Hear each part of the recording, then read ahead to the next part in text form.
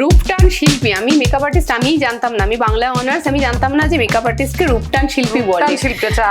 দেখো বিয়ে করে ভাইরাল হওয়া যায়, জন্ম দিলে ভাইরাল হওয়া যায়, অকালে মরে গেলে ভাইরাল হওয়া যায়। হ্যাঁ, তোমার লাইফে কেউ একটা মরে গেল, তাকে নিয়ে অ্যাকাউন্ট গ্রো হচ্ছে, আমি আমার শোকটাকে বিক্রি করছি, আমি আমার বিয়ের আনন্দটাকে বিক্রি করছি। লোকজন তো বাসর রাতের মানিটাই ভুলে গেছে যে ওটাকে সুহাগ রাত বানিয়ে দিয়েছে। মানে বাসর রাতে তো হয় জিনিসটা, ভাই বোনের সামনেই সবাই মানে আমারটা ওর, ওটা আমার, কি বলছি। আর করবি তো কর, এটা আনন্দবাজার মানে পত্রিকার পেজ থেকে এটা হয়েছে। শুদ্ধ মানে শুধুমাত্র স্নান করে এলাম আর কোনো খারাপ কিছুতে না ছুঁয়ে সূচি বস্ত্র পরে পুজো করলাম সেটা না। শুদ্ধ আমি যখন তখন হতে পারি।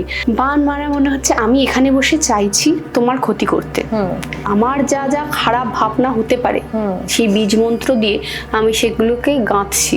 একটা ছেঁড়া লাল শালু আমি যদি তোমার বাড়িতে ছুঁড়ে মারি, তোমার বাড়ির উঠোনে কোথাও, উঠোনের গাছে, গাছটা তো নষ্ট হয়েই যাবে, গাছ নষ্ট হবে এবং তুমি দেখতে পাবে একটা কাপড় পড়ে আছে, কোথাও কিছু নেই, গাছটা নষ্ট হয়ে গেল, যেরকম বাজ পড়লে হয়।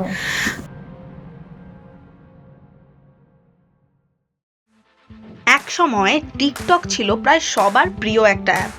নিজেদের নানান ট্যালেন্ট নিয়ে প্রায় প্রত্যেকেই টিকটকের পাতায় নিজেদের ভিডিও পোস্ট করতেন।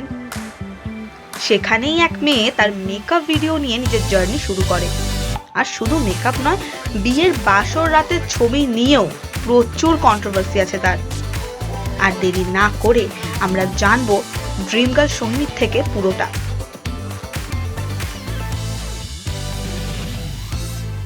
Welcome Sohini, welcome to my channel, যার নাম হচ্ছে আনরিহার্সড। অ্যান্ড অনেকগুলো পডকাস্ট করে ফেলেছি এতদিনে, আর তোমার সাথে সাডেনলি দেখা আর কথা আর একটা নতুন পডকাস্ট টুডে। তো ফার্স্ট অফ অল তুমি আমায় এটা বলো, কেমন আছো জিজ্ঞেস করবো না, বিকজ আমি সেটা জেনে গেছি। অ্যান্ড তোমার ভাইব দেখে মনে হচ্ছে সিচুয়েশন কিরকম হোক তুমি একদম মানে যেমনই হোক না কেন, ওই আমি নিজেকে ভালো রাখার চেষ্টা করছি। হ্যাঁ, এটা একটা জার্নির মধ্যে সবাই থাকি আমরা, যেমনই থাকি না কেন ভালো রাখার চেষ্টা করি নিজেকে। তো হ্যাঁ, তো সেটাই লাইফ অ্যাকচুয়ালি। মানে তুমিও সেটা। একদম একদম। তো আগে তুমি বলো যে তোমাকে আমার স্টুডিও কেমন লাগলো? ভীষণ, আমি তো ভাবছি আমি এখানেই থেকে যাবো। তো তোমার বললাম, ভাবলাম কি, আমি তো বলেই দিলাম এত ভালো লাগছে আমি এখানেই থেকে যাবো মনে হচ্ছে। এত সুন্দর গোছানো পরিপাটি, ইভেন রান্নাঘরে কোথায় ডাস্টবিন আছে সেটাও আমি দেখে নিয়েছি। তুমি বলো ওখানে রান্নাঘর আছে, আমি বলছি ডাস্টবিন কোথায়, বলছি হ্যাঁ এখানে, তা না ও হ্যাঁ রান্নাঘরে আছে, দেখেছি। খুব ভালো লেগেছে। আর সবটা সাজানো গোছানো, আমি তো সবার সাথে আলাপ হয়নি, দুজনের সাথে হলো, আর বাকি সবার সাথে হবে। একদম খুব ভালো লাগলো। তোমাকে সবসময়ের জন্য শুভেচ্ছা রইলো, যাতে তুমি যেটা করছো সেটা যেন আরো আরো ভালো হয়। আচ্ছা, আমার মনে হচ্ছে আমরা এটা এন্ড কনভারসেশনে চলে আসছি এরকম লাগছে। হ্যাঁ, তো এটা আমরা আবার প্রথম দিকে নিয়ে চলে আসি। তো ডেফিনেটলি কিছু কোয়েশ্চেন্স যেটা আমার মনে হয় অনেকেরই মাথায় হবে, যারা তোমায় অবভিয়াসলি সোশ্যাল মিডিয়া থ্রু দেখা শুরু করেছে। আর তোমায় বলি, এটা আমার ফার্স্ট পডকাস্ট, এরপরে আমার সেকেন্ডটা হচ্ছে 12th-এ আছে। এটা আমার লাইফের ফার্স্ট টাইম কোনো পডকাস্ট আমি করছি। চলো, আই এম প্রিভিলেজড, আমি ফিতেটা কাটলাম। তো দ্য কোয়েশ্চেন উড বি যে, যেটা আই থিঙ্ক অনেকেই জানতে চায়, আর আমি জানি না অনেকে জানতে চায় কিনা, বাট আমি জানতে চাই, যেটা হচ্ছে social media. Obviously social media through তোমায় বেশি করে লোক জানতে পারে। তো how did this social media thing happen to you? ওরকম তো কিছু ভাবিনি, তবে যেহেতু বললাম তোমাকে আগে কথাতে 18 বছর বয়স থেকে আমি অ্যাক্টিং এর সাথে যুক্ত, তো সেই জন্য সবসময় ছোটবেলায় ভাবতাম যে আমি বড় হয়ে একটা বড় কিছু হব, বড় হয়ে বড় কিছু হব। সে ছোটবেলা থাকতেও হয়ে যেতে পারে, কোনো অসুবিধা নেই, কিন্তু আমি বড় কিছু হব লাইফে একটু চেয়েছিলাম। সবসময় আমি বাথরুমে আয়নায় গিয়ে অ্যাক্টিং করতাম যে আমার কোথাও কোনো একটা প্রেমিক মরে গেছে, সে মরে যাওয়ার দুঃখে আমি কাঁদছি, বাবা আমায় খুব তাড়িয়ে দিয়েছে সেই দুঃখে কাজ, মানে কান্না প্র্যাকটিস করতাম, আনন্দ প্র্যাকটিস করতাম আয়নায়। আর সে ভাবতাম যে আমাকে কেউ কেন অ্যাওয়ার্ড দেয় না। ওইগুলো আমার মাথায় ছিল। আমি ছোটবেলায় পড়তে বসলে আমি সিগনেচার প্র্যাকটিস করতাম যে আমি এটা দেব বড় হয়ে সবাইকে। আমি যখন আমি লাইফে ফার্স্ট টাইম সিগনেচার দিই, মানে অটোগ্রাফ দিই, তখন আমার হাত কাঁপছে। আমি ভাবছি আমি তো এটা প্র্যাকটিস করেছিলাম, আমার এখনো হচ্ছে কেন, বাট আমি দিই, মানে আমি দিয়েছিলাম। আর তারপর থেকে যখন আমি লাইব্রেরি থেকে বই তুলতাম, ওইটাই দিতাম, কেউ নেয় না, যেচে যেচে দিচ্ছি। অটোগ্রাফের যে সাইনটা আমি করতাম। তো আমি ছোটবেলা থেকেই চাইতাম যে এমন কিছু হই। আমার মধ্যটা ছিল যে আমি বড় কিছু হব। এবার সেটা আমি এখনো অব্দি রাতে শুতে গেলে আমি অনির্বাণকে বলি যে আমার এখনো কত কি বাকি রয়ে গেছে, আমি বড় হব। আমার কাছে তুমি তো হয়েছো, মানে হচ্ছ তো, না আমি আরো বড় হব, ওইটা মাথায় থাকতো যে কিছু একটা হব। তো এবার সেই জন্য সিরিয়াল করতাম, সে কিছু ফটো পোস্ট করতাম। আর যেহেতু আমার বাড়ি হালিশহর, সেখান থেকে আমি যখন করি আমার কলেজের বন্ধুরা, পাড়ার প্রতিবেশী, আত্মীয় স্বজন সবাই, মানে সেই 2 মিনিটের রোল হলেও এই ভাই তুই সিরিয়াল করিস, সেরকম একটা ব্যাপার ছিল। এবার সেই ফেসবুকে সেই ফটো পোস্ট করতাম, লোকজন পছন্দ করতে, একটু লাইক বাড়তো। যেহেতু ওই তখন একটা টাইম ছিল না পিরিয়ডে সবাই মডেল, সবাই অ্যাক্ট্রেস, সবাই তো ওই বায়োতে ওইগুলো লেখা দেখলো, ও তুমি তো মডেল ম্যাডাম বলে সব লাইক, এরকম ভাবে লাইক পাওয়া শুরু হলো। এবার তারপর কোথাও একটা গিয়ে মনে হলো যে আমি যাই করি না কেন, আমার জীবনে যাই ঘটুক না কেন, আমি সেটা ওখানে রাখতে পছন্দ করি। যে কোথাও থাকুক না থাকুক ফেসবুকে থাকবে। তখন তার কিছু ছিল না, ফেসবুক ছিল, হোয়াটসঅ্যাপও ছিল না তখন আমার। তো এবার ফেসবুক রাখলাম, রেখে আমার ভালো মনে আছে আমার যে স্পোকেন ইংলিশ টিচার ছিল, সে বলছে তোমাদের অ্যাকাউন্ট আছে? এবার আমি কিসের অ্যাকাউন্টের কথা বলছে, ব্যাংক অ্যাকাউন্ট নাকি? আছে না, আমি ফেসবুকের কথা বলছি। আছে, উনি আমাদের অ্যাকাউন্ট খুলে দেন, করান, সেইটা এখনো অবধি চলছে। আর তো সেই ভাবিনি ওটা বাদ দিয়ে থাকবো। তারপর আমি আমার গান, নাচ, আঁকা এগুলো সবই ওখানে দেওয়া শুরু করি, লোকজন ভালোবাসতে শুরু করে। এবার আমি অত ভেবে কিছুই করি না যে আমি একটা কিছু করব বলে করা না, ওই যেটা করছি সেটা ভালোবেসে করছি, ভালোভাবে করছি, সেই জন্য লোকের পরে গিয়ে মন ছুঁয়ে যাচ্ছে। আমি যদি সামান্য কিছু লিখিও, সবাই বলে তোমার লেখা পড়লে আমার ভালো লাগে, যে মন ছুঁয়ে যায়, এত সুন্দর লেখো কি করে, এত সুন্দর বলো কি করে। তো ওরকম ভাবেই সেটা লোকের পছন্দ হতে হতে হতে হতে তারপর ইনস্টাগ্রাম এলো। ইনস্টাগ্রামে যেহেতু আমি তার আগে মডেলিং করা শুরু করেছিলাম, সেই ফটোগুলোও দিতাম, দেন কাজ করা শুরু হলো। এরকম ভাবে সোশ্যাল মিডিয়াতে আসা, ইউটিউব চ্যানেল খোলা, যেখানে আমি গান দিতাম। আগে মেনলি খালি গানই দিতাম, গান আর নাচ, আঁকা। তো তারপরে তো ডেলি ব্লগ আমি 2000 লকডাউনে 2020-তে শুরু করেছি। এখনো সেটাই চলছে। লোকজন ভালোবাসে যে আমি যেরকম, তারা আমাকে তার মতন করে রিলেট করতে পারে। যে আমি যদি কখনো বাজে কিছুও বলি, তাহলে আর দিদি আমি ওরম বাজেটাই বলি, দিদি তুমি এই ভালো কথাটা বললে আমিও এরম ভাবেই ভাবি। অনেকে এর উল্টোও বলে, অনেকে উল্টোও বলে, কিন্তু যারা আমাকে ভালোবাসে বা আমার মতন হতে চায়, এরকম অনেক মেয়ে আছে। দিদি তুমি আমার ইন্সপিরেশন, আমি তোমার মতন হতে চাই। তুমি যেমন সবটা একা করো, সবটা একা সামলাও, সব একা সামলানো যায় না, সব একা সামলানো যায় না। কারণ আমি এটা হতে পেরেছি সম্পূর্ণ আমার বাবা মায়ের জন্য। আমার বাবা মা আমার প্রতি এত বেশি ডেডিকেটেড ছিল, আমার ভাইয়ের প্রতিও। আমার গায়ে কোনোদিন আমি আঁচই পাইনি যে আমাকে এটা করতে হবে, আদারওয়াইজ মানে হয় না যেটা এখন আমার বিয়ের পরে যেটা আমাকে বুঝতে হচ্ছে, যে বাবা মা কি করেছে আমার জন্য। যতদিন তাদের কাছে ছিলাম ততদিন অব্দি ফিল করতে পারিনি যে তারা কি করেছে আমার জন্য। তো করবেই, বাবা মা তো করবে। মাকে যদি একটা জল দাও, এটা বলছি, আগে হয়তো বলেছি না ভেবেই বলেছি, কিন্তু এখন মায়ের কাছে 1 গ্লাস জল চাইতে গেলে মনে হয় যে না, বলবো না, আমি নিজেই নিয়ে নিই। এখন যখন নিজে করি না, এখন যে কেউ বলে না যে খেয়ে বাইরে খাবার যাচ্ছি, খাবার আছে কিনা, খাবার খেতে মেখে খাইয়ে দেয় না কেউ, ওই জিনিসগুলো যখন ফিল করি, বাবা বাজার করে এনে দেয়, আমি যেটা ভালোবাসি সেই মাছ আনা বা সেই খাবারটা আনা, সেটা যখন হয় না, তো এখন বুঝতে পারি যে তারা করেছে বলে আমি আজকে এত কিছু পারি বা করি। আর সবাই বলে যে কি করে করো, এই আর কি, এরকম ভাবে এইগুলো সোশ্যাল মিডিয়াতে রাখতাম। আর রাখতে রাখতে অভ্যেস হয়ে যায়। তারপর এখন তো পুরো প্রফেশনালি এতে পার্ট এটা একটা লাইফের। সো সোশ্যাল মিডিয়া থেকে আরেকটা আমার প্রশ্ন আছে, যেটা হচ্ছে যে টিকটক করে তুমি ভিউজ কেটার করে। হ্যাঁ, এবার দেখো টিকটকটা করতাম যখন, তখন আমার সন্ধ্যেবেলা করে আমার রিহার্সাল থাকতো। ওই ধরো 7টা থেকে আমি থিয়েটার রিহার্সালে যেতাম। এবার তারপর ঘুম থেকে উঠে থেকে জলখাবার খাওয়ার পর আমি মেকআপ করে বসে পড়তাম। আচ্ছা, সারাদিনে আমি ভাবতাম যে এই টিকটক করব। এবার সেই যে করতাম, আমার বাবা একদিনকে ঘরে যাচ্ছেন, বলছে মেয়েটা পাগল হয়ে যাচ্ছে, একা একাই ফোনে কথা বলে, কারোর সাথে কথা বলে না, ক্যামেরায় কাঁদে, ক্যামেরায় হাসে, ও কি যে করছে, ওকে মাথার ডাক্তার দেখাতে হবে। লিটারালি আমি আমার ঘরেই থাকতাম, মনে করো এর একটা ঘর আমার, সেখানেই আমি সারাদিন ভিডিও করে যাচ্ছি। যাচ্ছি, খাচ্ছি, মেকআপ ঠিক করছি, ড্রেস পাল্টাচ্ছি, আবার ভিডিওই করছি। এটা নেশার মতন হয়ে গেছিল, কারণ তখন তো টাকা পেতাম না টিকটক থেকে, কিন্তু যেটা পেতাম সেটা হচ্ছে মানে প্রচন্ড লাইক ভিউজ। আমি ভাবতেই পারিনি যে এটা পাবো কখনো। বাচ্চাও ছিলাম, এগুলোতেই মানে সময় দিচ্ছি, করে টোরে আবার রাতে রিহার্সালে চলে যেতাম। এরম ভাবে একটা জীবন ছিল। তারপরে হঠাৎ করে দেখছি নেই, সে জিনিসটা আর থাকবে না। আমি তো যখন শুনছি কানাঘুষো এটা বন্ধ হয়ে যাবে, তার আগেও অব্দি ফালতু বলছে, এরকম হতেই পারে না, আমার জীবন থেকে এটা যেতেই পারে না, আমি এটা বিশ্বাস করে দিয়েছিলাম। তো যখন টিকটক ব্যান হয়ে যায় তখন তুমি কি করো? এইটা একটা ব্যাপার, আমি তো ভাবিনি যে আমার লাইফ থেকে কখনো টিকটক যাবে।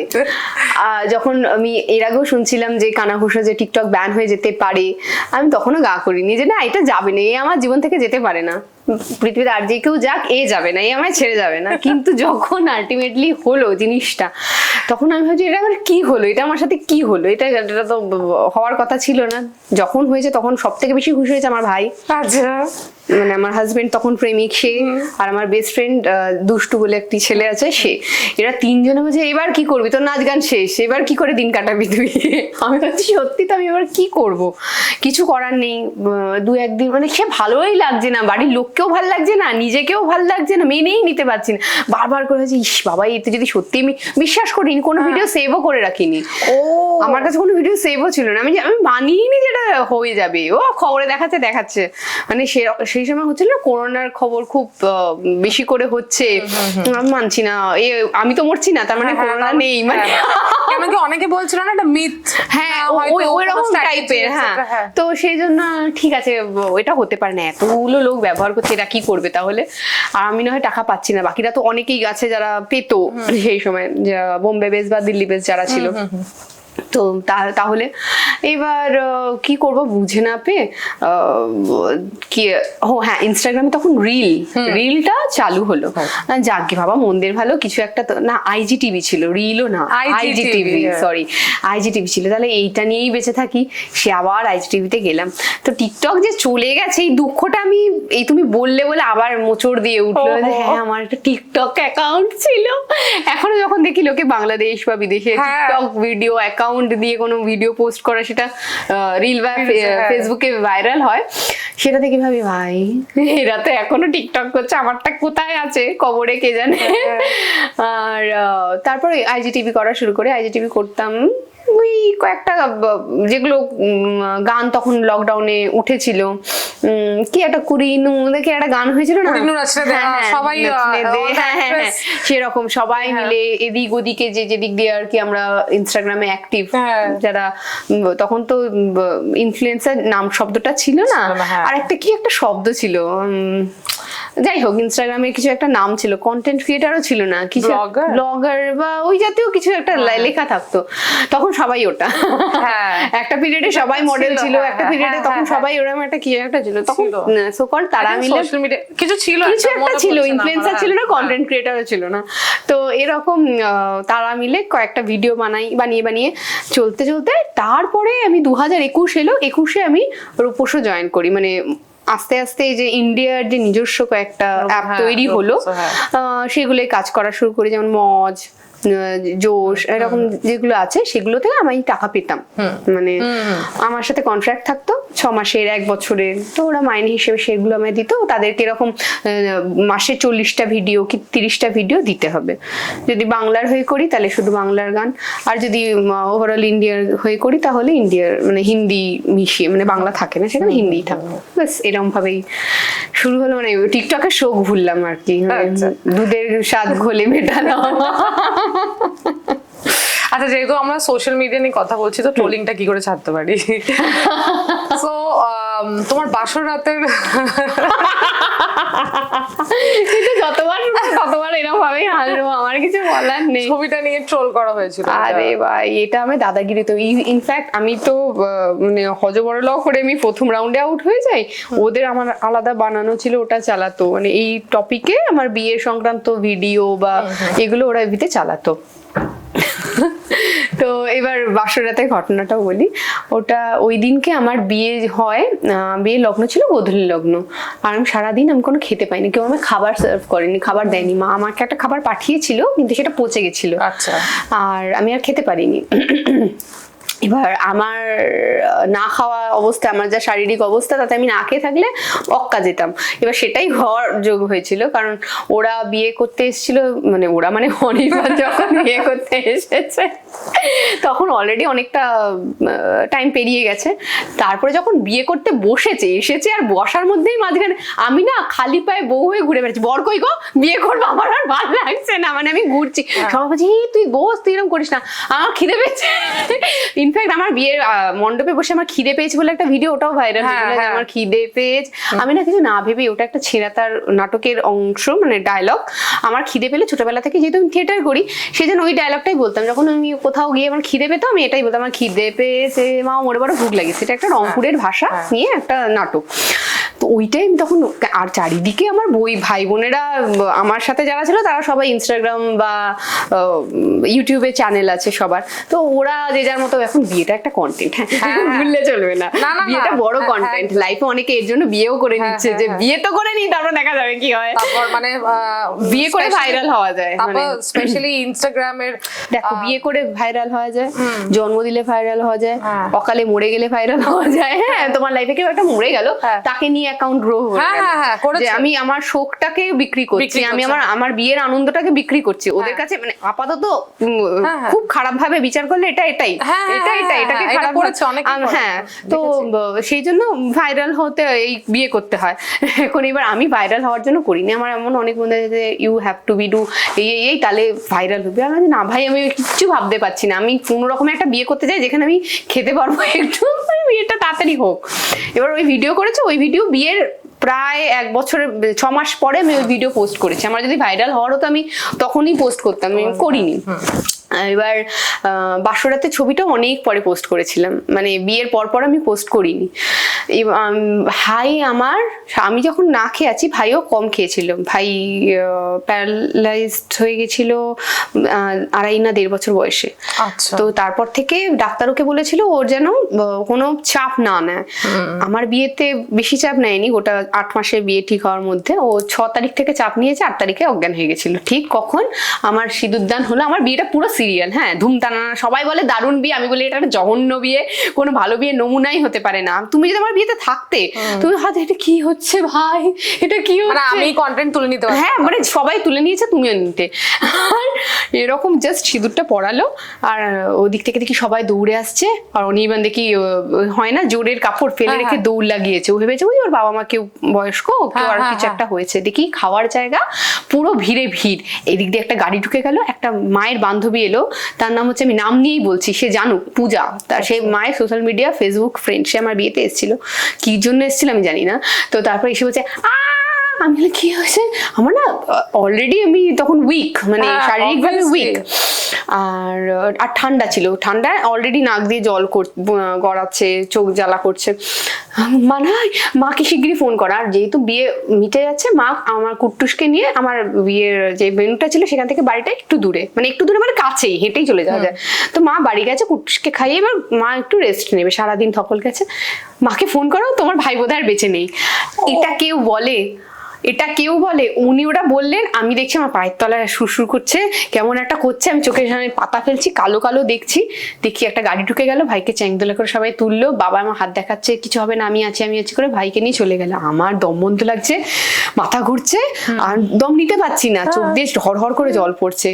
অনির্বাণ দৌড়ে আসে, এবার আমায় বসানো, আমি বলছি উনি এইভাবে কেন বললেন, উনি এটা কেন বললেন? যতক্ষণ না বাবা ওকে নিয়ে হসপিটালে গেছে, ফোন করেছে যে ঠিক আছে, ততক্ষণ অব্দি আমি, মা তো কাঁদতে বেঁকে গেছে, ওরকম ভাবে ঢুকছে, বাড়ি থেকে আবার এসছে, মাকে ফোন করেছে, ওই মহিলা আবার ফোন করে মাকে ডেকেছে।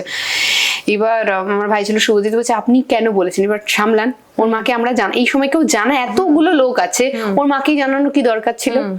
মানে ইন্টেনশনালি এটা একটা, মানে হয় না অনেকে সারাদিনটা অনেক ভালো কিছু, এবার চলো একটু খারাপ কিছু করি, খারাপ করতে মন চায়, তার এটা মন চেয়েছে, তাই সেটা খারাপটা করেছে। এবার সেই হয়ে যাওয়ার পরে বাসরে আমাদের অনেক প্ল্যান ছিল, যে আমার বাবা বলেছিল গান গাইবে, আমি গান গাইবো বলে, সবাই মিলে বেশ আমাদের জমিয়ে কিছু একটা হবে, নাচ গান সবাই সব পারে ভাই বোনেরা। ব্যাস কেউ কোথাও নেই, একটা লোক নেই, ওই বিয়ে বাড়ি থেকে গিফটস গুলো নিয়ে যাওয়ার লোক নেই, বিয়ে হয়ে গেছে শিলনোড়া পড়ে আছে বা বিয়ের সামগ্রী পড়ে আছে তোলার লোক নেই, কেউ নেই তো। যে যার মতন খেয়েছে, ওই মহিলা পার্সেল নিয়ে চলে গেছে, আমার সামনেই দেখছি পার্সেল নিচ্ছে, ওটাকে সরা আমি কিন্তু নিতে পারছি না, মানে মুখ দিয়ে আমার খারাপ কথা বেরিয়েও গেছে, আমি বলেও দিয়েছি ওনাকে খারাপ কথা। তো এইবার বাসরাতে যখন আসবো আমি জানি কেউ নেই, যে যার বাড়িতে, আমি সবাইকে বলছি বাড়ি চলে যা ভাই, একটু রেস্ট নে, তোদেরই ভালো হবে, মাঝরাত হয়েই এসছে, যা আবার কালকে দেখা হবে। এবার দেখি আমি গিয়ে এই ধরাচুরা ছাড়লাম, একটা ফ্রেশ শাড়ি পরলাম, পরে দেখি ভাই বোনরা কয়েকজন এলো, আসার পর এবার অনির্বাণ ঘুমিয়েছে, মানে আমি ভেবেছিলাম যে একটু জেগে থাকবে, একটু দুটো ভালো কথা অন্তত বলবে, কথাও বলবে, ভালো কথা তো দূর কি বাত, কথা বলবে। উমা দেখি সেই যে শুলো, নাক ডাকছে, রীতিমতো নাক ডাকছে। আর কি আর করবো, তো এবার শুভজিৎ ছিল পাশে, বলছে যে ঠিক আছে, ও যখন বলবেই না, তখন সদ্য বিয়ে হয়েছে, বিশ্বাসই করতে পারছি না যে বিয়ে হয়ে গেছে, এটা কি হচ্ছে বুঝতে পারছি না, কারণ চারিদিকে হ্যাপাজেট হয়ে যাচ্ছে, রোলার কোস্টার। হ্যাঁ, ভাই তখন বাড়ি ফিরে এসছে, এসে আবার বমি করছে, এবার বুঝতে পারছি না নার্ভের প্রবলেমটা আবার ব্যাক করলো নাকি, এবার এটা টেনশন হয় তো আমার, চলে যাবে, হ্যাঁ আর চলেও যাবো, আর ও সামলাতে পারে না, আমি যেমন সামলাতে পারি ও পারে না, আমি স্ট্রং, আমি ভেতর থেকে পারবো নিজেকে গুছিয়ে নিতে, ও পারে না, এবার ওটা একটা টেনশন হচ্ছে। আর তারপরে এইসব হওয়াতে শুভজিৎ বলছে যে নেই তুই একটা ছবি তুলে দিই, এবার ও সারাক্ষণ আমার ছবি ভিডিও তুলে গেছে, ওই সেই একটা ছবি তুলেছিল, যেটা আমি একটু দিনের শেষে শুয়েছি, হ্যাঁ সবে সবে বিয়ে হয়েছে, ফিল নিচ্ছি যে না হ্যাঁ আমার বরই আমার পাশে শুয়ে আছে, কেউ বকবেও না, কারণ ভয় নেই, হ্যাঁ তো ঠিক আছে। সেই ছবিটা আমি বিয়ের 6-7 মাস পরে পোস্ট করেছিলাম, কি যে করেছিলাম, লোকজন তো বাসর রাতের মানেটাই ভুলে গেছে, যে ওটাকে সুহাগ রাত বানিয়ে দিয়েছে। মানে বাসর রাতে তো হয় জিনিসটা, ভাই বোনের সামনেই সবাই আমরা ঠিক আছে হাগ করে থাকি, মানে নতুন বর বউকে দেখেছি হাগ করে থাকতে, পাশাপাশি তারা শোয়, কারণ বিয়ে হয়ে গেছে, তারা তার পাশে শোবে না তো কার পাশে শোবে, তোমার পাশে শোবে। সবে সবে আমি একটা শিলমোহর পেলাম যে না আমি আমার মানে আমারটা ওর, ওরটা আমার, কি বলছি। তো সেইখানে দাঁড়িয়ে তো আমি তো এইটুকুনি করতেই পারি, এত খরচ করে করেছি যখন, তো সেইটা লোকে মেনে নিতে পারছে না, মানে এইটা পোস্ট করেছে যখন, আর করবি তো কর, এটা আনন্দবাজার মানে পত্রিকার পেজ থেকে এটা হয়েছে, আর কোনো মানে জনৈক মহিলার নাম দিয়ে না, সে আমাকে রীতিমতো চেনে, রূপটান শিল্পী, আমি মেকআপ আর্টিস্ট আমিই জানতাম না, আমি বাংলা অনার্স, আমি জানতাম না যে মেকআপ আর্টিস্টকে রূপটান শিল্পী বলে, ছিল ওটা হেডিং এ, যে রূপটান শিল্পী সোহিনী বাসর রাতে খেলা দেখালো না, কি কি খেলা দেখেছে ভগবান জানে, তো এই নিয়ে হেডিং ছিল। আমি ভাবছি এটা কি করেছে, আমি ভাবছি এই তো চেনে আমাকে, এইভাবে নাম নিয়ে লিখেছে, আমার বরের নাম কোথাও লেখেনি, নাম লিখলে দুজনের নাম লেখো, কারণ আমি তো দুজনেই বিয়ে করেছি না, আমি তো একা বিয়ে করিনি, তো আমার নাম একা লিখে, এবং আর পোস্টটা দুটো অ্যাকাউন্ট থেকেই হয়েছিল, ওরা আমার দুজনের, শুধু আমার নাম লিখে এটাকে দেওয়া, মানে ভালো মতন। এবার অনেকে অনেক কিছু বলেছিল, কেস করতে, কমপ্লেন করতে, যাতে তুলে নেয়, থরি নাও তুলবে, ও আমাকে নিয়ে টাকা রোজগার করেছে, আমি ওকে নিয়ে টাকা রোজগার করেছি, ওকে নিয়ে আমি আবার একটা ভিডিও বানিয়েছি, সেখান থেকে কিছু টাকা পেয়ে গেছি ইউটিউবে। জানবে দুনিয়ার সব প্রবলেমের শুরু পয়সা, শেষ পয়সা, সব প্রবলেমের সলিউশন হচ্ছে পয়সা দিয়ে। তো আমি দেখলাম যে একটা প্রবলেম ও করেছে, যেটার জন্য পয়সা কামাচ্ছে, আমিও তাহলে এটা করি, আমিও পয়সা কামিয়ে, আমার আর কোনো বিবাদ রইবে না। তো সেই ভিডিও এখনো আমার আছে, সেখান থেকে এখনো রেভিনিউ আসছে। তুমিও কোয়েশ্চেনটা করছো।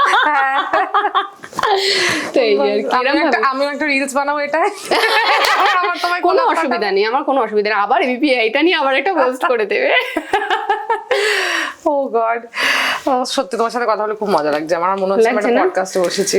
এইটাই তো, এরকম বলো না, আবার বলবে জানিস তো একজন এসেছিল, আমার একটু সময় লাগবে, আমার 2 মাস সময় লাগবে নতুন একটা পডকাস্ট। না না, কিছু কিছুর জন্য আমার এটা বলতে একদম লজ্জা, কিছু কিছু জন্য মানে লাগে, আর আমার মনে হয় ওরা আমার ফেসের এক্সপ্রেশন দেখে বুঝে যায়, কেন ওরা এরকম বলে, আমি জানি আমি অনেক কথা বলছি, এইভাবে বল, আমি জানি আমিও বলছি, আমি জানি আমি অনেক কথা বলছি, অনেক অনেক কিছু জানতে পারছি না, বিকজ একটা হয় তোমার ব্যাপারে রিসার্চ করা, বাট একটা ডেপথে ভেতরে তোমার থেকে আরো ব্যাপারগুলো জানা, so that's a different feel. প্রত্যেকদিন আমার হাজবেন্ড এখন অব্দি এতগুলো বছর আমার সাথে আছে, ও প্রত্যেকদিন বলে আরো কিছু বলো, আরো কিছু বলো, জানা শেষ হচ্ছে না। আর যেই কিন আর এক্সাইটমেন্টের সাথে তুমি বলছো তো ভালো লাগছে শুনতে, ভালো খুব লাগছে না? ইন্টারেস্টেড। মানে আমি গল্প গুছিয়ে বলতে পারি। Chai pakora love please, gluten free. Gluten free এটা বলতে যাচ্ছিলাম, আমি ওটা খাবো, হ্যাঁ, মানে খাবো না মানে জেনে ঠিক আছে, না, না, যাবো খেয়ে বাড়ি যাও। গিয়ে খাবো। এখানেও খেয়ে যাও, নো প্রবলেম। ওকে, সো আমার পরের কোয়েশ্চেন হচ্ছে, সবাই জানে দাদাগিরিতে গেছিলে তুমি, সো সৌরভ গাঙ্গুলিকে সামনে দিয়ে দেখ, ওই টাইমের প্রবলেম হয়ে গেছে জানো তো।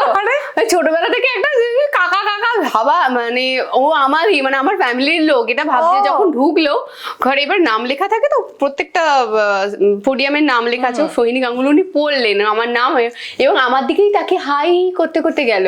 আসলে ব্যাস হয়ে গেছে, আমার খেলা শেষ এখানে। আমার এত ভালো লাগছিল দেখে।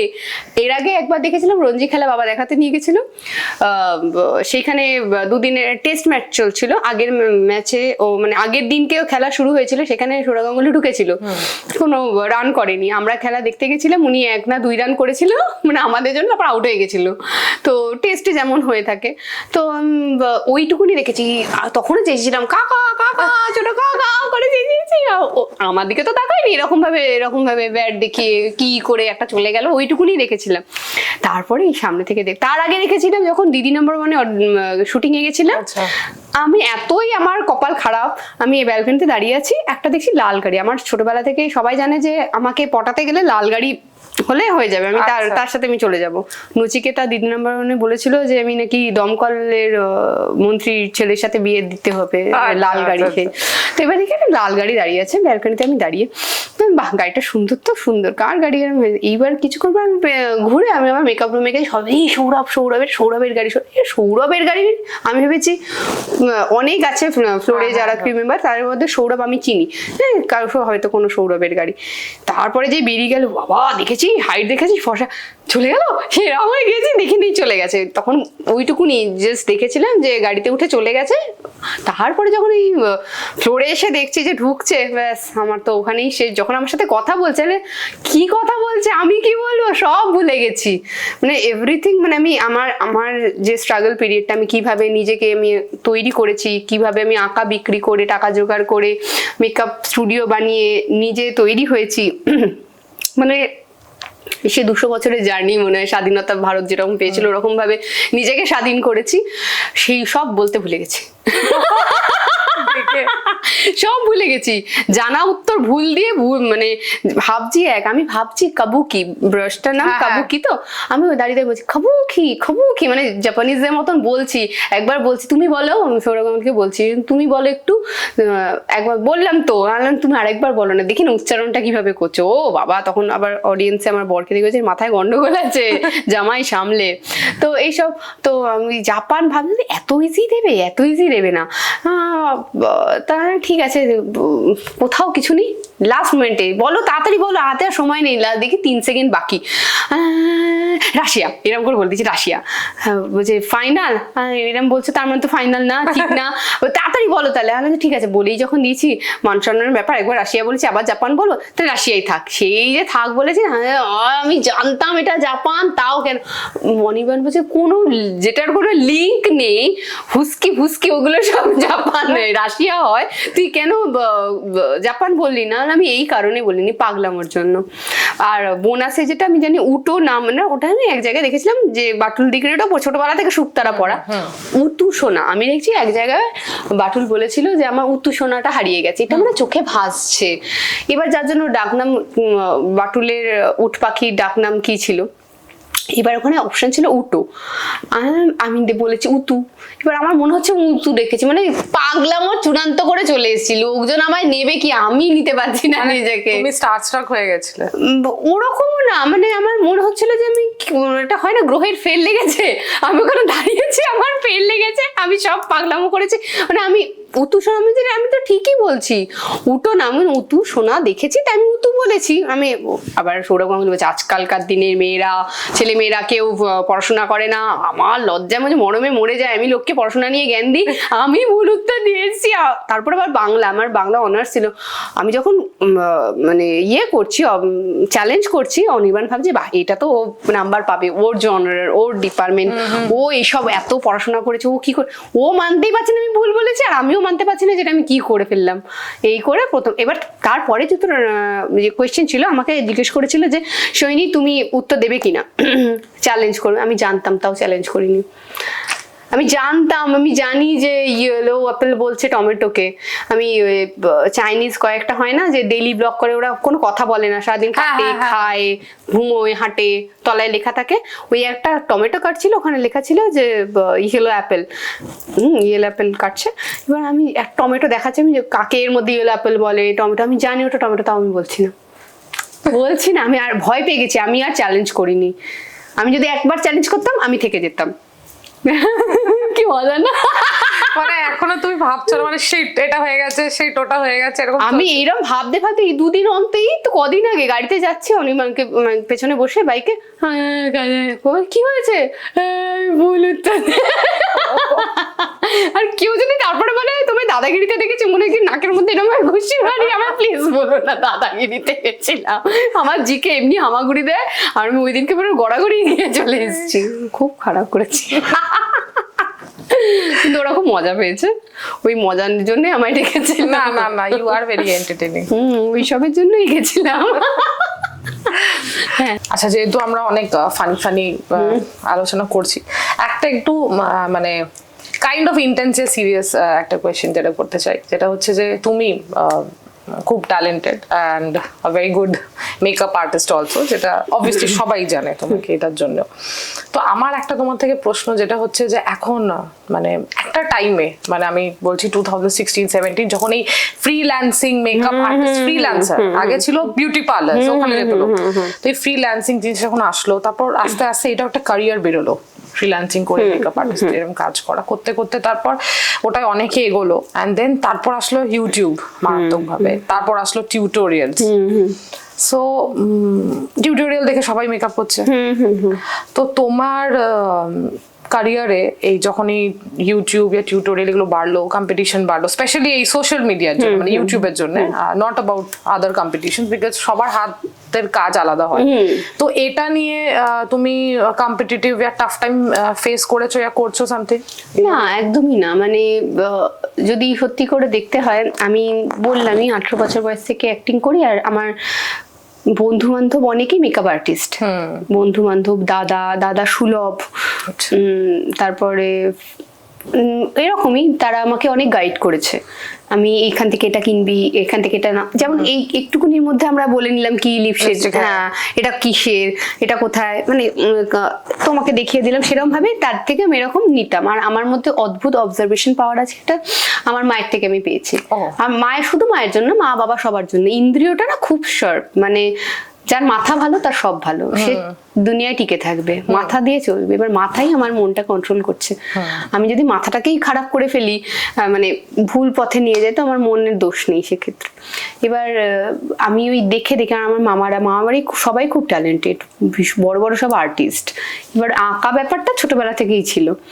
এবার যেহেতু সাজগোজের জগতে থাকা, এবার তারা আমায় গাইড করতো, এখান থেকে এটা পাবি, এখান থেকে এটা নিবি, করতে করতে আমি আমার নিজের মতন জার্নি শুরু করি। সত্যি কথা, আমি কোথাও যে এটা 15 দিনের কোর্স বা 3 মাসের কোর্স বা 1 মাসের কোর্স, এখন যেমন কোর্স করা, তখন কোর্সের অত ছিল না, তখন ছিল না, তখন ছিল কি পার্লারের কাজ, যারা করবে পুরো, মানে তখনও কেয়ার শেড ফার্স্ট করেছিল, যেটা পার্লারে একটা প্যাকেজে পার্লারে কাজ করলে যা হবে তাই, তার মধ্যে মেকআপটা একটা অন্য কিছুর মধ্যে অল্প ছিল, মেকআপ নিয়ে এতটা ছিল না, ওই বিয়ের সাজানোর জন্য যেটা মেকআপ সেইটুকুনি, কলকা বিয়ের কলকা যেন ছাত্রা বেদরা ওই রকম। তখন তো লোক বলতো, মানে যারা মেকআপ আর্টিস্ট বোঝানো, ও মেকআপ তার আইব্রোটা তো করতে পারো। হ্যাঁ, এটা আমাকে এখনো বলে, আচ্ছা দিদি আসো তুমি এটা করে দাও না। আমি পারি না, আমার স্টুডিও আছে, আমি মেকআপ আর্টিস্ট, শুধুমাত্র সাজ সংক্রান্ত বলো আমি করবো, আমি তোমার বিউটি সংক্রান্ত, স্কিন সংক্রান্ত কিছু করে উঠতে পারবো না। তো ওই সেই ধারণা। এবার আমি যেটা হব কোনোদিনও ভাবিনি, কিন্তু হ্যাঁ এখনো আমার ভবিষ্যতে আমি কি আরো হতে চাই সেটা নিয়েও আমার এখনো স্বপ্ন রয়েছে। আর সেই সময়ও স্বপ্ন দেখতাম যে, তোমায় বললাম যে বড় কিছু হব, নিজের কাজ এমন কিছু করব যেটার জন্য আমি বড় হতে পারি। আর তো সেই জন্য এবার আমি কিভাবে এটা করবো, এটা করতে গেলে কোথায় ভর্তি, আমার ফ্যামিলিতে সবাই খুব পড়াশোনা করা লোক, মানে যারা হবে তারা সব টিচার, আচ্ছা। বেশ বড়সড় টিচারই, ম্যাক্সিমাম সব টিচার। আমার বাবাই একা রেলে জব করতো, হ্যাঁ একাডেমি, বাবা LLB পাস, মানে সবাই খুব একাডেমিক্যালি ভাবে স্ট্রং। এবার আমাকেও পড়াশোনা, যার ওদের জন্য আমার পড়াশোনাটাও ভালো হয়েছে, মানে আমার ভিতটা ভালো হয়েছে, আমার বেঁচে থাকাটা সুন্দর হচ্ছে এখন, মানে নিজেই সুন্দর করতে পারছি ওইটার জন্য। কিন্তু এইটা যে লোকের বাড়ি বাড়ি গিয়ে মেকআপ করবো এখনো অব্দি নিতে পারতো না, তুই ব্রাহ্মণ বাড়ি মেয়ে, লোকের বাড়ি বিয়েতে গিয়ে সাজাবি, মানে অনেকে বলেছে তুই এই কাজ করবি। আমার বন্ধুরা অব্দি আমাকে বলেছে, মানে বন্ধু তো ছিল না, সো কল্ড ফ্রেন্ড বলে যে সাপগুলো ছিল, সেই সাপগুলো বলেছে। তো এবার যে এখন তো সাজাচ্ছে, লোক সাজাচ্ছে, এই করছে সেই করছে, তারাই আবার পরে আমাকে বুক করে আমার কাছে সেজেছে। বাহ কি ভালো না। এই শুরু করেছিলাম, এবার বাবার থেকে কোনো টাকা নিইনি, কোনো কারোর কাছ থেকেই টাকা নিইনি, কারণ আমি এটা করবো তো তারা মেনে নিতে পারতো না, কারণ আমি বলছি তো গান কর, মানে গান কর, অ্যাক্টিং কর, যেগুলো করছি সেগুলো কর না, এগুলো করে কি হবে, কোনো লাভ নেই। তো আমার ওটা জেদ ছিল, নিজের মনেই জেদ ছিল যেটা আমি করবোই। প্রথমে আমি এবার থিয়েটার করে বাংলাদেশ থেকে ফিরলাম, প্রত্যেক বছর আমাদের বাইরে ট্রিপ থাকতো, বাংলাদেশ থেকে ফিরেছি, ফিরে আমি উপরে খাটে শুয়ে আছি, এত মন খারাপ লাগছে যে আমি কি করছি। 2019 সালের কথা বলছি, 2019 সালে এরকম টাইমে, এরকম সময় আমি দোলের পরে আমরা ফিরে আসি বাংলাদেশ থেকে, কি করছি নিজের সাথে। কারণ থিয়েটারে সত্যি কথা বলতে গেলে তোমার হয়তো ভালো শিক্ষা পাবে, স্কুলে পড়লে মানুষ টাকা পায় না, অফিসে গেলে টাকা পায়, কারণ স্কুলে লেখাপড়াটা শিখিয়ে দেয়, তারপর সেটা ভাঙিয়ে তুমি অফিসে যাও খাও। এবার আমি থিয়েটার হচ্ছে এমন একটা জিনিস, সারা জীবনের স্কুল, তুমি যতদিন থাকবে শিখবে, যতদিন পারবে তুমি শিখেই যাবে, তোমাকে কিছু দেবে না, পয়সার কথা বলছি, তোমাকে যা দেবে তোমাকেই নতুন করে ফিরিয়ে দেবে, কিন্তু পয়সাটা নেই একদম। যদিও বা আছে, আমাদের ভারত সরকার প্রত্যেকে যারা একদম রেগুলার কর্মী তাদের জন্য 6000 করে দেয় টাকা, যারা খুব ভারত সরকার দ্বারা অনুমোদিত দল তারা পায়, আমাদের দলও পেত, কল্যাণী নাট্যচর্চা কেন্দ্র, কিন্তু আমি কোনোদিনও টাকা পাইনি। আমাদের দলের ধারণা যা পাবে সে দলকে দেবে, নিজের বলে কিছু হয় না। তো এবার আমি সেই বিষয়টা আমার ক্লিয়ার ছিল না, আর আমাকে শো করলে টাকা পেতাম, এমনও অনেক শো করেছি, এখন আমার পরিচিতির মধ্যে রয়েছে, তারা ফেসবুকেও রয়েছে, টাইমস অফ ইন্ডিয়া, তারপর এই সময়, আনন্দবাজার পত্রিকা, তো সব জায়গায় আমার ছবি দিয়ে পোস্ট, যেমন দয়াময়ীর কথা বলো, ধ্রুবপুত্র বলো, পর আমি লিডে কাজ করতাম, সেগুলো এখনো অব্দি আমার বিয়ের পরেও সেই শো হচ্ছে, মানে হিট, এত হিট, মানে লোকজন, আমি স্টেজ থেকে নামছি জড়িয়ে ধরছে, কাঁদছে যে এত ভালো কি করে করো।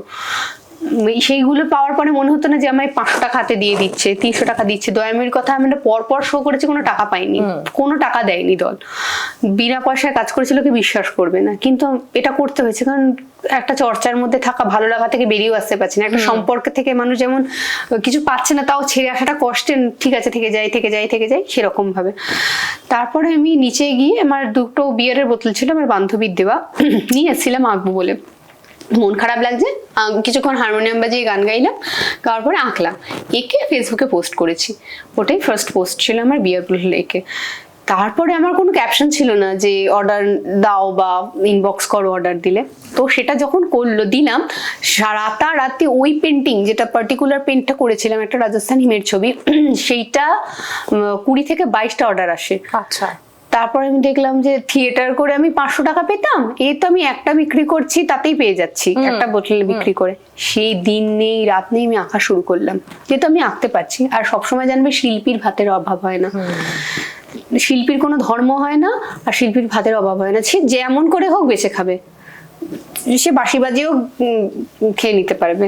তো আমি তখন আঁকা শুরু করি, তখনও লোকে বলে পাগলামো করছে, সারা জীবনের পাগল, এও পাগলা, এখনো পাগলামি করছে, কোনো ভবিষ্যৎ নেই এটার। আমি জানতাম এটা তো আমি কন্টিনিউ করবো না, আমাকে এটা করে আমার টাকা রোজগার করতে হবে, যাতে আমি মেকআপ আর্টিস্ট হতে পারি। আমার ইচ্ছে আছে মেকআপ আর্টিস্ট হওয়া, কারণ আমার লোক সাজাতে ভালো লাগতো, কারণ থিয়েটারে যেতাম, আমার মেকআপ রুমে সবাই আসতাম, সৈনী আমার সাজিয়ে দে না, সৈনী আমার সাজিয়ে দে না, তো আমি আমার সাজটা নিজে সাজতাম, আমি কাউকে দিয়ে মেকআপ করাতাম না, কোনো আর্টিস্টকে দিয়ে, আর আমি অনেকেরটা করে দিতাম। এবার ওদের করাতে করাতে আমার ইচ্ছে, ওরা বলেছিল তোর কাছে আমি মেকআপ শিখবো, সেলফ মেকআপ শুরু করলাম। তারপরে ওই যে বোতল বিক্রি, ক্যানভাস, পোর্ট্রেট, এগুলো সব এক একটা আঁকা 3000ও 4000ও এক একটা আঁকা বিক্রি করেছি। মানে মাস গেলে আমার তখন ভালো একটা সঞ্চয় হয়ে গেল। হওয়ার পরে সেই টাকা আমি স্টুডিও করলাম, মানে বাড়ির মধ্যেই, আমাদের বাড়ির মধ্যে একটা স্টুডিও মতন করলাম, করে আমি সেলফ মেকআপ করানো শুরু করলাম। এবার সেলফ মেকআপ 2019 আগস্ট থেকে শুরু করার পরে এখন অবধি সেটা কন্টিনিউ চলছে। এবং সেই সেলফ মেকআপের টাকায় আমি ব্রাইডালের জন্য আলাদা স্টুডিও করলাম। সেই ব্রাইডালের টাকা দিয়ে আমি আমার নিজের বিয়ের সবকিছু করলাম। তার সাথে সাথে তো আমার অ্যাপের কাজগুলো ছিলই, আমি অনেকগুলো অ্যাপে কাজ করেছিলাম। সেই অ্যাপের কাজগুলো ক্ষণস্থায়ী, মানে 1 বছর তোমায় যা বললাম কন্ট্রাক্টের কাজ। তো সেরকম ভাবে করার পরে এখন অব্দি কিনলাম, এটা চলছে। তারপর ব্যাচ শুরু হলো, ব্রাইডালের ব্যাচ, এটা 3 না 4 নম্বর ব্যাচ হচ্ছে, আর সেলফ মেকআপের 10 বা 12 হয়ে গেছে। বাহ, এরকম ভাবেই চলছে। না ভালো, আরো না, আমার ইচ্ছা আছে ভবিষ্যতে আমার অনেক কিছু এর মধ্যে ইনক্লুড করা, আমার একটা পুরো শপ করার, যেখানে আমি আমার সমস্ত ডিজাইন, আমার নিজের বিয়ের শাড়ি, ব্লাউজ সব ডিজাইন আমিই করেছিলাম, যেটা খুব fabulous, খুব ভালো হয়েছিল। একে করেছিলাম। And your clothing, তোমার রিসেপশনের royal blue sari, blouse, everything, তো ওইগুলো একে করেছিলাম। তো আমার এখনো ইচ্ছা আছে, মানে এখনো কি ভবিষ্যতের জন্য আছে। কালকে অনির্বাণকে বলছিলাম যে আমার একটা স্টোর ওপেন করব, যেখানে আমার সব ডিজাইনিং সব কিছু থাকবে। তার সাথে আমি আবার আমার যেটার হাত ধরে আমি শুরু করেছিলাম, সে বোটল আর্ট বলো, কেটল আর্ট বলো, ক্যানভাস বলো, সেগুলো আমি রাখবো, যে ঘর সাজানোর, আর আমার নাম হবে সাজান। তো এবার এটা আমার ছোট, আমার যখন আগের রিলেশন ছিল তাকেও অব্দি আমি বলতাম যে আমার এটা থাকবে জানিস, তো সে বলতো আমি করে দেবো, সেরকম বলতো। তো ঠিক আছে, সে তার মতো আছে, এখন ভালো থাকুক। কিন্তু এখনো সেই স্বপ্নটা রয়ে গেছে, এটা আমি এখন করতে চাই। তো ওগুলো আমার হয়ে যাক, কোনো একটা বছরে গিয়ে করতে পারবো হয়তো। আর আর্টিস্ট ইউ আর, মানে তোমার আর্টটা আছে, তো ওটা আই থিঙ্ক তোমরা সব জায়গায় ক্যারি করে নিতে পারবে। হ্যাঁ, আমার মনে হয় আমি পারবো। এবার সেই পারাটার জন্য একটু সময় লাগে। এবার যে মেকআপটা লোকে 1 মাসে শেখে বা 3 মাসে শেখে, সেটা শিখতে আমার সময় লেগেছে। আর ইউটিউবকে আমি ধন্যবাদ জানাই। আমি কখনোই বলি না এটা আমার কম্পিটিশন, আমার কম্পিটিশন আমি নিজে। আমি যদি আমি কলকা বাড়িতে প্র্যাকটিস করেছি, আমি কলকা তুলে ঠিক করে আগে ধরতে পারতাম, ভয় লাগতো যে আমি কপালে কি করে করবো, আঁকতে পারি, কপালে কি করে করবো। দিনের পর দিন একটা প্র্যাকটিস করে গেছি। সবাইকে বলতাম, যে আমার মা আমাকে এটা ভালোভাবে বলতো, আমি আমার এখন স্টুডেন্টকে বলি যে লাইফে তুমি 12 বছর 15 বছর গান শিখেছো, কটা গান শিখেছো অডিশন বা কম্পিটিশনে জানবে না, তুমি 2 মিনিট কি গান শিখেছো সেটা জানো। তোমার লাইফে 2 মিনিট বেস্ট বানাও, ওই 2 মিনিট বেঁচে যেন সারা জীবন তোমার চলে যায়। তো আমি আমার ওই একটাই কলকা আমি খালি প্র্যাকটিস করে গেছি, মানে করতে করতে আমি বুঝতে পারছি আমি আমার ভুলটা যখন আমি নিজে ধরতে পারবো, আমি আরো ভালো হয়ে উঠবো। এটা আমার মনে হয় প্রত্যেকটা মানুষের নিয়ে, আমার নিজের ভুলটা যদি আমি নিজে ঠিক করে নিই, তাহলেই তো আমি ভালো হয়ে যাবো। আমার ভুল বুঝতে পারছি করে আমি তর্ক করছি, তাহলে তো আমি ভালো হব না। এরম আমার কোনো টিচার ছিল না। আমার বাবা মার দান, আর বাবা মা আমায় যা যা শিখিয়েছে তা নিয়েই আমি করছি। আমি কেউ হাতে ধরে শেখাইনি, এটার পর ওটা, ওটার পর এটা। আর ইউটিউব আমি সবার দেখে শিখেছি, কোনো একজনের দেখে শিখিনি। তো সেই জন্য আমি ইউটিউবকে সবসময় ধন্যবাদ জানাই, যে সেই সময় যারা করেছে। আমি স্মিতার মেকআপও পছন্দ করতাম। আমি আমার প্রথম যদি টিচার থেকে থাকে ইউটিউব লাইনে, তো তারটা দেখেই আমি শিখেছিলাম যে মানে যেটা মেকআপ করে আর ওরকম স্টেপ বাই কি, ওই যে স্টেপ বাই স্টেপ, আর এত সুন্দর। প্রত্যেকে হয়তো করছে, অনেকে অনেক সুন্দর করে, কিন্তু হয় না যে ভালো টিচার সবাই হতে পারে না। ও ভালো টিচার, ওর শেখানোতে আমি শিখেছি। ও আমার মনে লিটারালি শেখায়, ও শেখানোতে আমি শিখেছি। এবার আমার কোনো দ্বিধা নেই বলতে যে মোটটা দেখে শিখেছি। আমি বিয়ের পরে না, আমার শাশুড়ি মা ধরে কোনোদিনও শিখিয়ে দেয়নি এরম করো, এরম করে সংসার করো। আমি তন্নির পাকশালা বলে একটা ইউটিউব চ্যানেল আছে, সেখান থেকে আমি রান্না করা শিখেছি। প্রবাসী ঘরকন্যা মহুয়াদিকে দেখে আমি সংসার গোছানো শিখেছি। আমি এদের দেখেই শিখেছি। এদের ভালোটুকুনি, আমার যা ভালো তেমন আমি যা ইউটিউবে রাখছি, ওদের ভালোটুকুনি নিয়ে আমি, আমার জীবন তো শুধু আমার একার না, তোমার থেকে কিছুটা জীবন আমি নিচ্ছি, ওর থেকে কিছুটা জীবন আমি নিচ্ছি, তবে আমি হয়ে উঠছি। সেরকম ভাবে ইউটিউবকে সবসময় আমি কৃতজ্ঞতা জানাই। না সিরিয়াসলি, আমার মনে হয় ইউটিউব অনেকেরই লাইফ একটা অন্য ডিরেকশন নিয়েছে। আর যে কোনো কম্পিটিটরকে মানে তোমার সাধুবাদ জানানো উচিত, যে তার জন্য তুমি আরো ভালো হয়ে উঠছো। সেজন্য কখনো আমি কোনো জিনিসকে খারাপ নিই না। যে খারাপ কমেন্ট করলেও হয়তো আমি নিতে পারছি, খুব খারাপ লিখেছে রাখলাম না, নট ইন্টারেস্টেড করলাম বা ডিলিট করে দিলাম, চোখে পড়লাম না।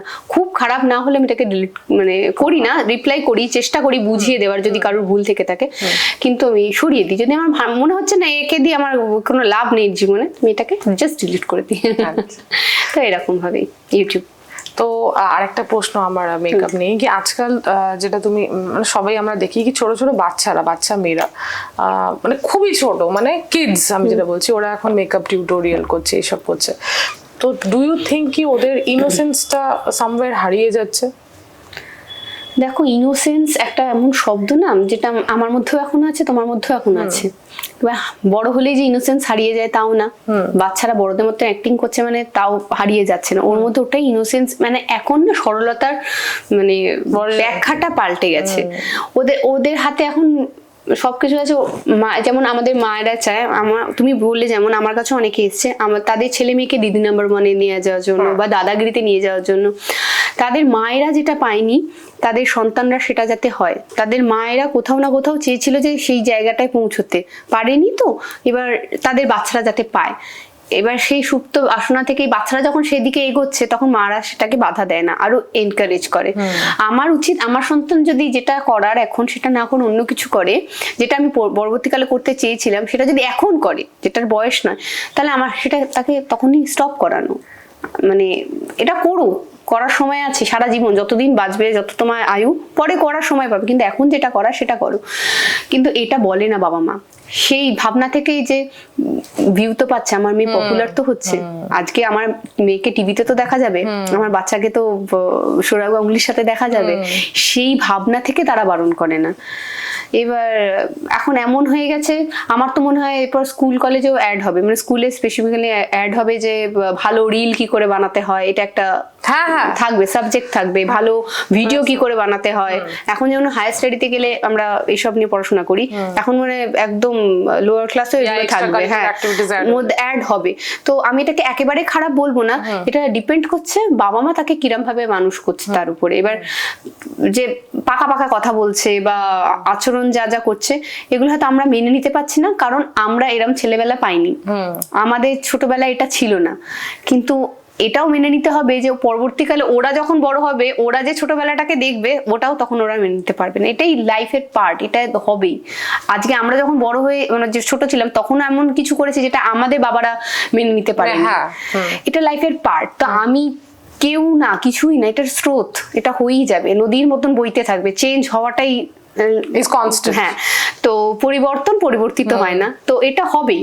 তো এটার মধ্যে থেকে ওই গা বাঁচিয়ে যতটুকুনি না হলে নয় করে যদি বাচ্চাকে মানুষ করা যায়, তাহলে বোধহয় আমার মনে হয় না এটাতে আমার নিজস্বতা কিছু, মানে আমার নিজস্ব কিছু বলার থাকে যে এটা খারাপ বা এটা ভালো। যেটুকুনি বললাম সেটুকুনি, যে এরম ভাবে থাকলে হয়তো ভালো হয়, কিন্তু ওই আর কি ভাইরাল হওয়ার জন্য সবটা। হ্যাঁ। আচ্ছা, তো আমার নেক্সট কোয়েশ্চেন হচ্ছে যে দিদি নাম্বার 1-এ তুমি গেছিলে, আর আমি অনেক ইউটিউবার্সদের দেখি, তো আমি এখনো ভিডিওটা প্রপারলি ওপেন করে দেখিনি, যে দিদি নাম্বার 1-এর রিয়ালিটি বলে এখন অনেকে ইউটিউবে।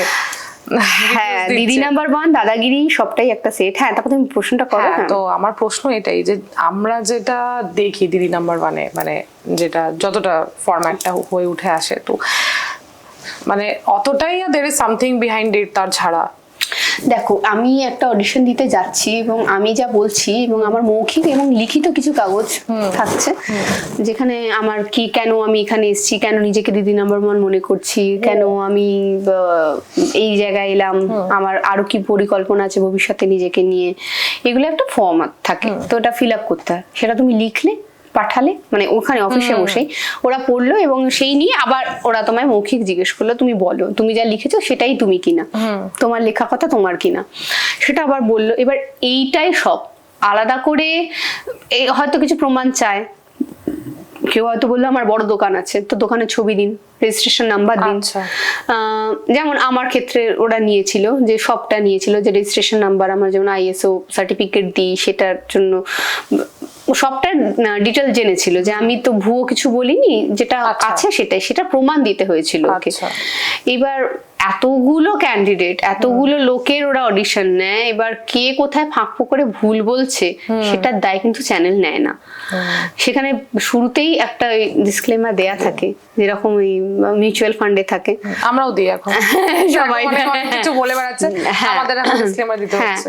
তো এটা দেয়াই থাকে, কারণ যে বলছে বক্তা নিজের বক্তব্যে বলছে, করছে, আর এখানে চ্যানেলের কোনো দায় নেই। সেই জন্য চ্যানেলকে শুধুমাত্র দোষ দেওয়া যায় না, কারণ এই নিয়ে আমরা ভিডিও বানাতে পারি যে দিদি নাম্বার ওয়ানে গেলে লোকে ভুল কথা বলে, ভুল কিছু বলে, এই নিয়ে অনেক রোস্টিং ভিডিও হয়ে যায়।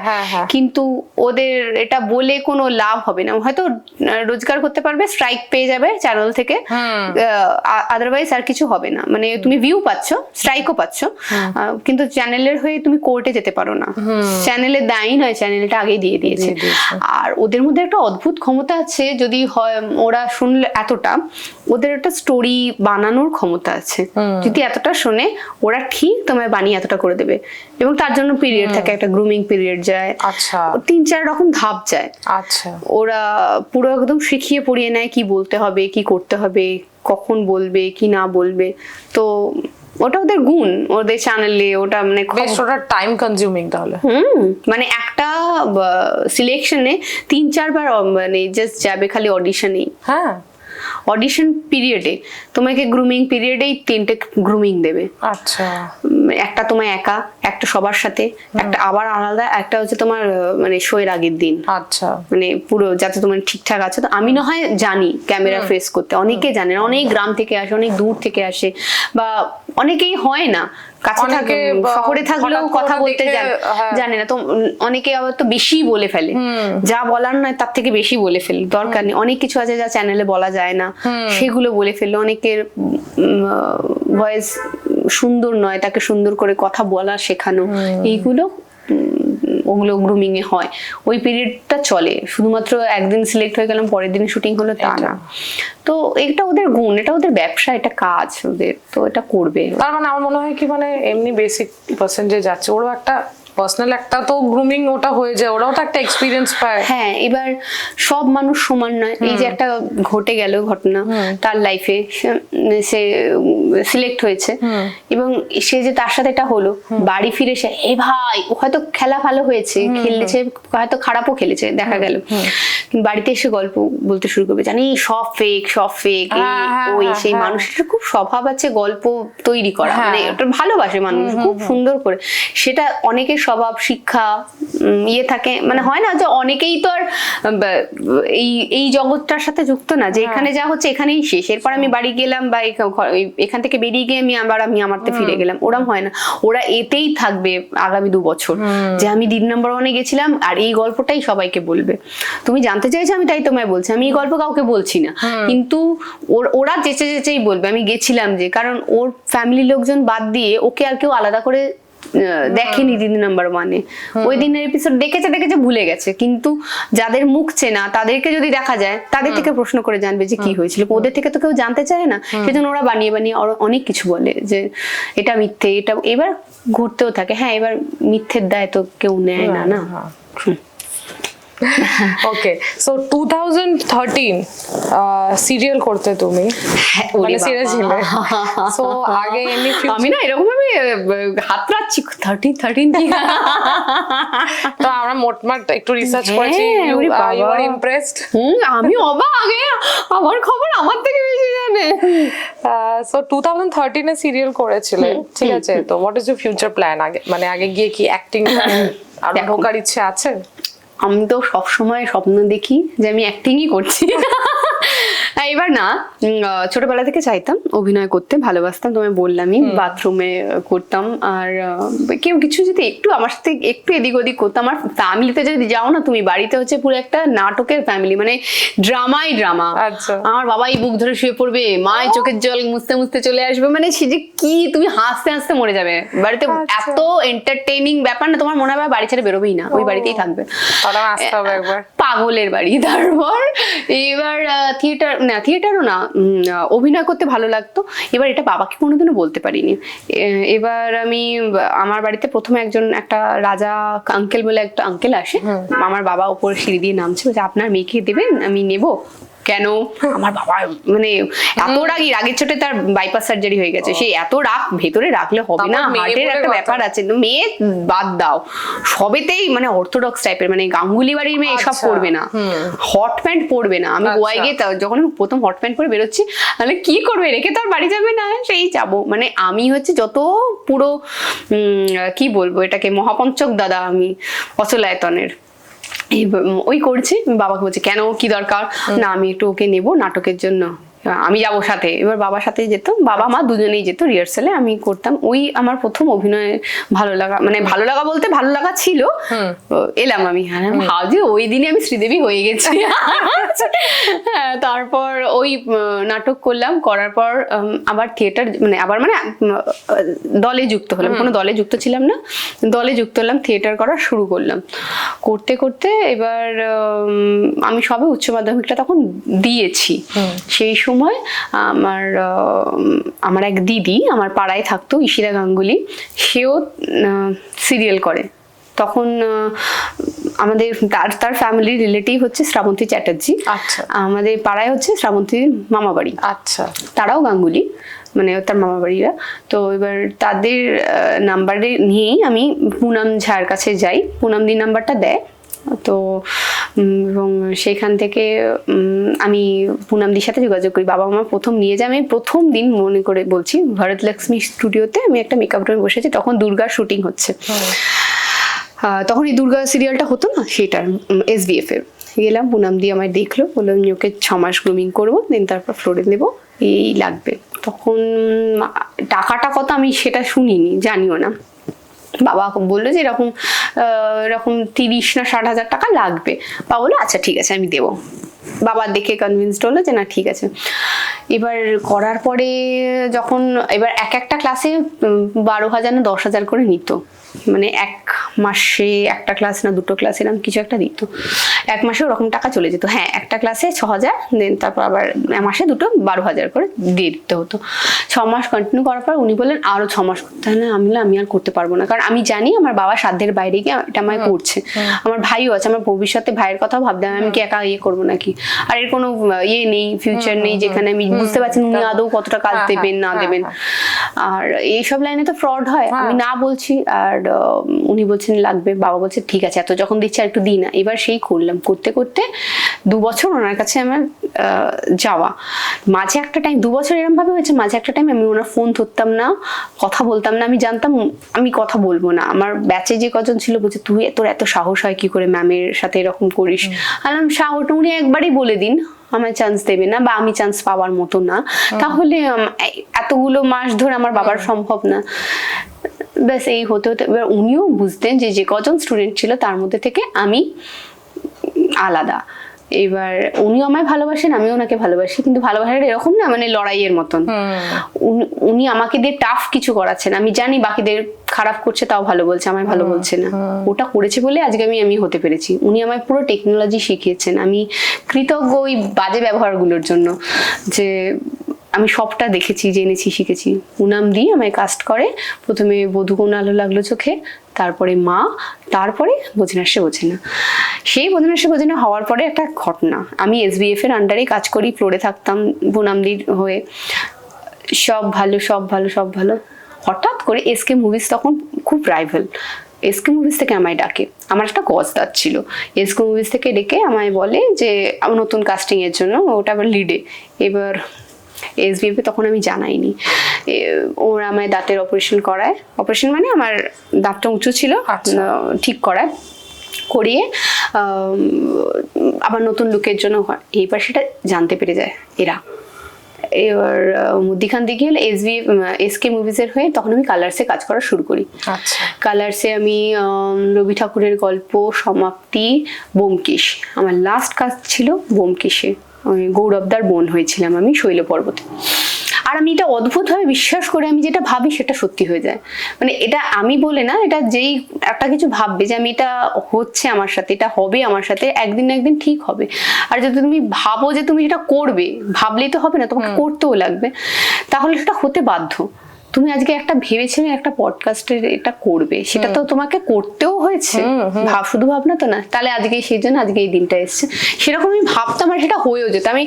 আমি সব রকম গল্পের বই পড়া নেই, তো ব্যোমকেশও যখন পড়েছি সব হয়ে গেছে, ব্যোমকেশে প্রত্যেকটা পর্বের গল্প নিয়ে হয়ে গেছে। তখন ব্যোমকেশটা দেখতাম, আমি যে শৈল পর্ব তো আর একটাই গল্প বাকি আছে, এটাতে যদি না ডাকে আমায় ডাকবে না, আমায় ডাকবে না। আচানক আমার শৈল পর্ব থেকেই ডাকলো, ভালো কথা, ওটা করলাম। করার পর এরপরে হচ্ছে আমি কলকাতাতে থাকতাম, মানে থাকা শুরু করেছিলাম কলকাতায় দমদমে। রীতিশা গাঙ্গুলি আর আমি দুজনে একসাথে থাকতাম শেয়ারে। আমার ছিল, আমি বাংলাতে এমএ করছিলাম, এক্সামের দিন ছিল, এক্সামের দিন আমার শুটিং পড়ে গেছে। এখনো অবধি আমি এমএ এর কোনো সার্টিফিকেট পাইনি, কারণ আমি এক্সাম কমপ্লিট করে উঠতে পারিনি। এটা আমার বাবার খুব দুঃখ, আমার মায়েরও দুঃখ, আমারও দুঃখ। মানে যেহেতু আমি হায়ার স্টাডিজটা কমপ্লিট করে উঠতে পারিনি, কোনো সার্টিফিকেট নেই। আমি চাইলে এখনো সবাই গ্রাজুয়েশনটাকে আমার লাস্ট কমপ্লিট ডিগ্রি ভাববে, কারণ এমএটা আমি পড়াশোনায় বাবা রেগে গেছিল, ওই দিনেই শুটিং করেছিল, কোনো উপায় নেই। আমি অনেক রকম অ্যাপ্লিকেশন করেছিলাম, আমার জন্য তারা আলাদা ডেট নেবে না, সেই যে গেল। তারপরে আমার রোজগার হওয়া শুরু হয়ে গেছিলো আলাদা করে, মডেলিং এর বলো এই বলো। তখন একবার তুমি পয়সা রোজগার শুরু করলে না, আর ওই পড়াশোনার জন্য টাইম দিতে ইচ্ছা করবে না। তোমার মনে হবে না যে দিনের শেষে আরো দুটো পয়সা রোজগার করি, কালকে কতটা রোজগার করবো, এটা মনে আসবে। আর এখানে যেমন কোনো মাস গেলে রোজগার নেই, সেজন্য তোমাকে সবসময় ওই ছিপ ফেলে বসে থাকতে হয় যে আর কালকে কি কালকে কি কালকে কি। তো সেই জন্য আর ঠিক আছে চলো পড়াশোনাটাকে সাইড রেখে, মানে পুঁথি যে এমএটা কমপ্লিট না করে আমি এই নিয়ে শুরু করলাম। তারপরে এই রিসেন্টলি আবার কালার্স থেকে ডেকেছিল ডিসেম্বরে। কালার্সে নতুন একটা ত্রয়ী বলে সিরিয়াল হওয়ার কথা, আমি জানি না সেটা কবে শুরু হবে, কারণ ওটা চ্যানেল একটা প্রোমো শুট করেছে, প্রোমো শুট চ্যানেলকে দেবে, চ্যানেল অ্যাপ্রুভ করলে তারপরে ওটা হবে।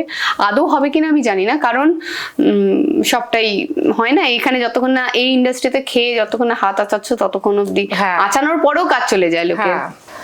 সো আমার নেক্সট কোয়েশ্চেন হবে যে do you believe in God? হ্যাঁ, ও মাই কি ওই কেন বিশ্বাস করবো না বলো তো? মানে আমি জানি আমার মধ্যেই তার বাস। আমার মধ্যে যদি আমি খারাপ হয়ে যাই, ওষুধ থাকবে, খারাপ কিছু থাকবে। তো আমি যদি ভালো থাকি, তা আমার মধ্যে ঈশ্বর থাকবে। আমি জানি আমাকে যদি আমি শুদ্ধ রাখতে পারি, শুদ্ধ মানে শুধুমাত্র স্নান করে এলাম আর কোনো খারাপ কিছুতে না ছুঁয়ে সূচি বস্ত্র পরে পুজো করলাম, সেটা না। শুদ্ধ আমি যখন তখন হতে পারি। শুদ্ধতা একটা কি বলবো প্রসেস, যেটার মধ্যে আমি সবসময় থাকি। আমার মনে হয় আমি যা কিছু করি, ভালো কিছু করি, সেটার মধ্যে আমার ঈশ্বরকে পাওয়া মানে ঈশ্বর আমার সাথে আছে, আমার মধ্যে আছে।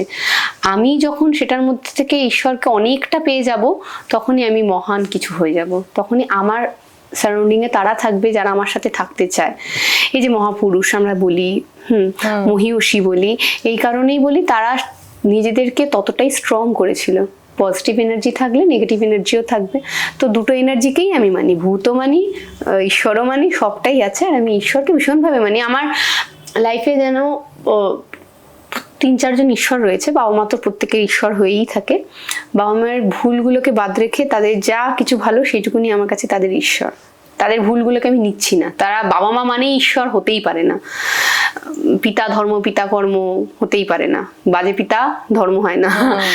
তার ভালোটুকুনি নিয়ে আমি তাকে আমার ঈশ্বর মানছি। আর আমার সবটা জুড়ে ঈশ্বর, মানে আমাকে তৈরি করা হচ্ছে রবীন্দ্রনাথের কিছুটা দান। আমি সব পড়ে পড়ে জেনেছি যে আমার লাইফে অনেকটা জুড়ে আমার তার ধারণা রয়েছে, বোধ রয়েছে। আর কিছু না, বেদ উপনিষদ এগুলো সহজ করে তিনি তার সাহিত্যে রেখেছিলেন। আর এটা একটা আমার সৌভাগ্য যে আমি আমার মতন থাকতে পেরেছি। আমার বাবা অনেকবার বলেছিল তুই সায়েন্স নিয়ে পড়, আমার ফ্যামিলিতে সবাই সায়েন্স নিয়ে পড়েছে। আমার নাম্বার থাকা সত্ত্বেও আমি পড়িনি বা চাইনি পড়তে, আমি বাংলা নিয়েই পড়তে চেয়েছিলাম। আমি সাহিত্যে থাকতে চেয়েছিলাম, যে যতটা বেশি থাকা যায়। আমার সাথে আমার ক্লাসে কলেজে আর কি টপ করতো, আমরা দুজনে একই নাম্বার পেতাম। আমি সারা বছর পড়তাম না, মানে কলেজের বই পড়তাম না, আর সারা বছর ও পড়তো, দুজনে একই নাম্বার পেতাম। কারণ আমি যেটুকুনি টাইম যা করতাম পরীক্ষার আগে, মলাট টু মলাট পুরোটা পড়তাম, পড়ে তারপর সেটা লিখতাম। আর ও সারা বছর ধরে পড়তো, তারপর সেটা লিখতো। একই নাম্বার পেয়ে দুজনেই ফার্স্ট হতাম। আর আমার ওই যে বললাম ছোটবেলা থেকে আমার ওটা ছিল যে আমি একবার দেখবো জেরক্স ব্রেন, একবার দেখবো মনে থেকে যায়, একবার দেখবো হয়ে যায়, আমি একবারেই সব হয়ে যায়। সেই জন্য আমি খাটাখাটনিটা কম। আর এটা সম্পূর্ণভাবে ঈশ্বরের দান। আমি মনে করি আমার মধ্যে আছে, কিছু হলেও তার দান আছে। আর তাকে আমি রাখতে পারবো যত আমি ভালো কিছু কাজ করব। আর আমি মানুষ হিসেবে যদি ভালো না হলাম, আমি হয়তো মানুষ হিসেবে জন্মেছিলাম, আমাকে মানুষ করে তুলেছে আশেপাশে আরো বাকি পশুরা। কুকুর, বেড়াল, পাখি, গাছ, মাছ, এরা আমাকে আরো মানুষ করে তুলেছে। তুমি যখন কারো দায়িত্ব নেবে আরো সুন্দর হয়ে উঠবে। তুমি যদি কারোকে আরো মানে কাছ থেকে আগলে রাখতে চাইবে তুমি, আর যার জন্য আমরা ভারতে আছে যে মা মানেই মানে সেরা কিছু, সুন্দর কিছু। একটা মেয়ে যখন মা হয়ে ওঠে সুন্দর হয়ে ওঠে। আর এটা দৈহিক তো সৌন্দর্য থাকবেই, কিন্তু মনের দিক থেকে সুন্দর হয়ে উঠবে, কারণ মা কোনো ভুল করতে চাইবে না। আমি মা হওয়ার আগেই মা হয়ে গেছি, কারণ এদের সবার মা, কারণ আমি ভুলটা করতে চাই না। আমি যদি একটা গাছকে দুবেলা জল না দিই আমার কষ্ট হয়। আমার গাছে যদি কেউ ফুল, আমার চোখে জল চলে আসে, আমি বলছি আমার চোখে জল চলে আসছে। আমি যদি গাছে কেউ ফুল তোলে আমায় দিতে চায়, আমার মনে হয় যে আমার কষ্ট হচ্ছে। আমি যদি আমার গাছে ফুল যদি সবকটা রেখে দাও, সবকটা ফুল আমার গাছে থাকুক, কিন্তু মানে আমি এতটাই ইমোশনাল ওদের ব্যাপারে। যদি কেউ খারাপ করে না, রাস্তায় দেখো কুকুরকে মারছে, গরুকে লাথি মারছে, আর এটা বাচ্চারা বেশি করে যে লাথি মারছে, আর তার বাবা মা বারণ করে না, একদম বারণ করে। তারপর যখন কুকুর বেড়ালটা এসে কামড়াবে তখন ওই কুকুরটাকে পেটাবে, মারবে, কুকুরটাকে বাজে বলবে বা গরুটাকে বাজে বলবে। এইগুলোই আমাদের শিক্ষা। তার এইদিকে সে দিনরাত ঠাকুর পুজো করে যাচ্ছে, তাহলে কি সে ঈশ্বরকে পাচ্ছে? আমি তো পেয়েই গেছি।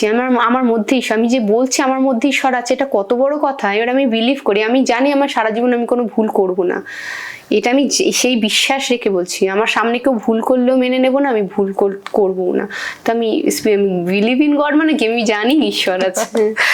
আচ্ছা, যখন আমরা গডের কথা বললাম, তো কোনোদিন যেহেতু এখন সব পডকাস্টেও দেখো সব ব্ল্যাক ম্যাজিক নিয়ে একটা কথাবার্তা তো হচ্ছেই, আর এই জিনিসটা আমার মনে হয় বেশি এসে গেছে লাইমলাইট, যেটা লোক হয়তো কানে কানে কথা বলতো, এখন এটা খুব বেশি কথা বলছে। তো কোন রকম ব্ল্যাক ম্যাজিক আর নেগেটিভ এনার্জি তুমি কোনোদিন ফিল ইয়া সেন্স করতে পেরেছিলে?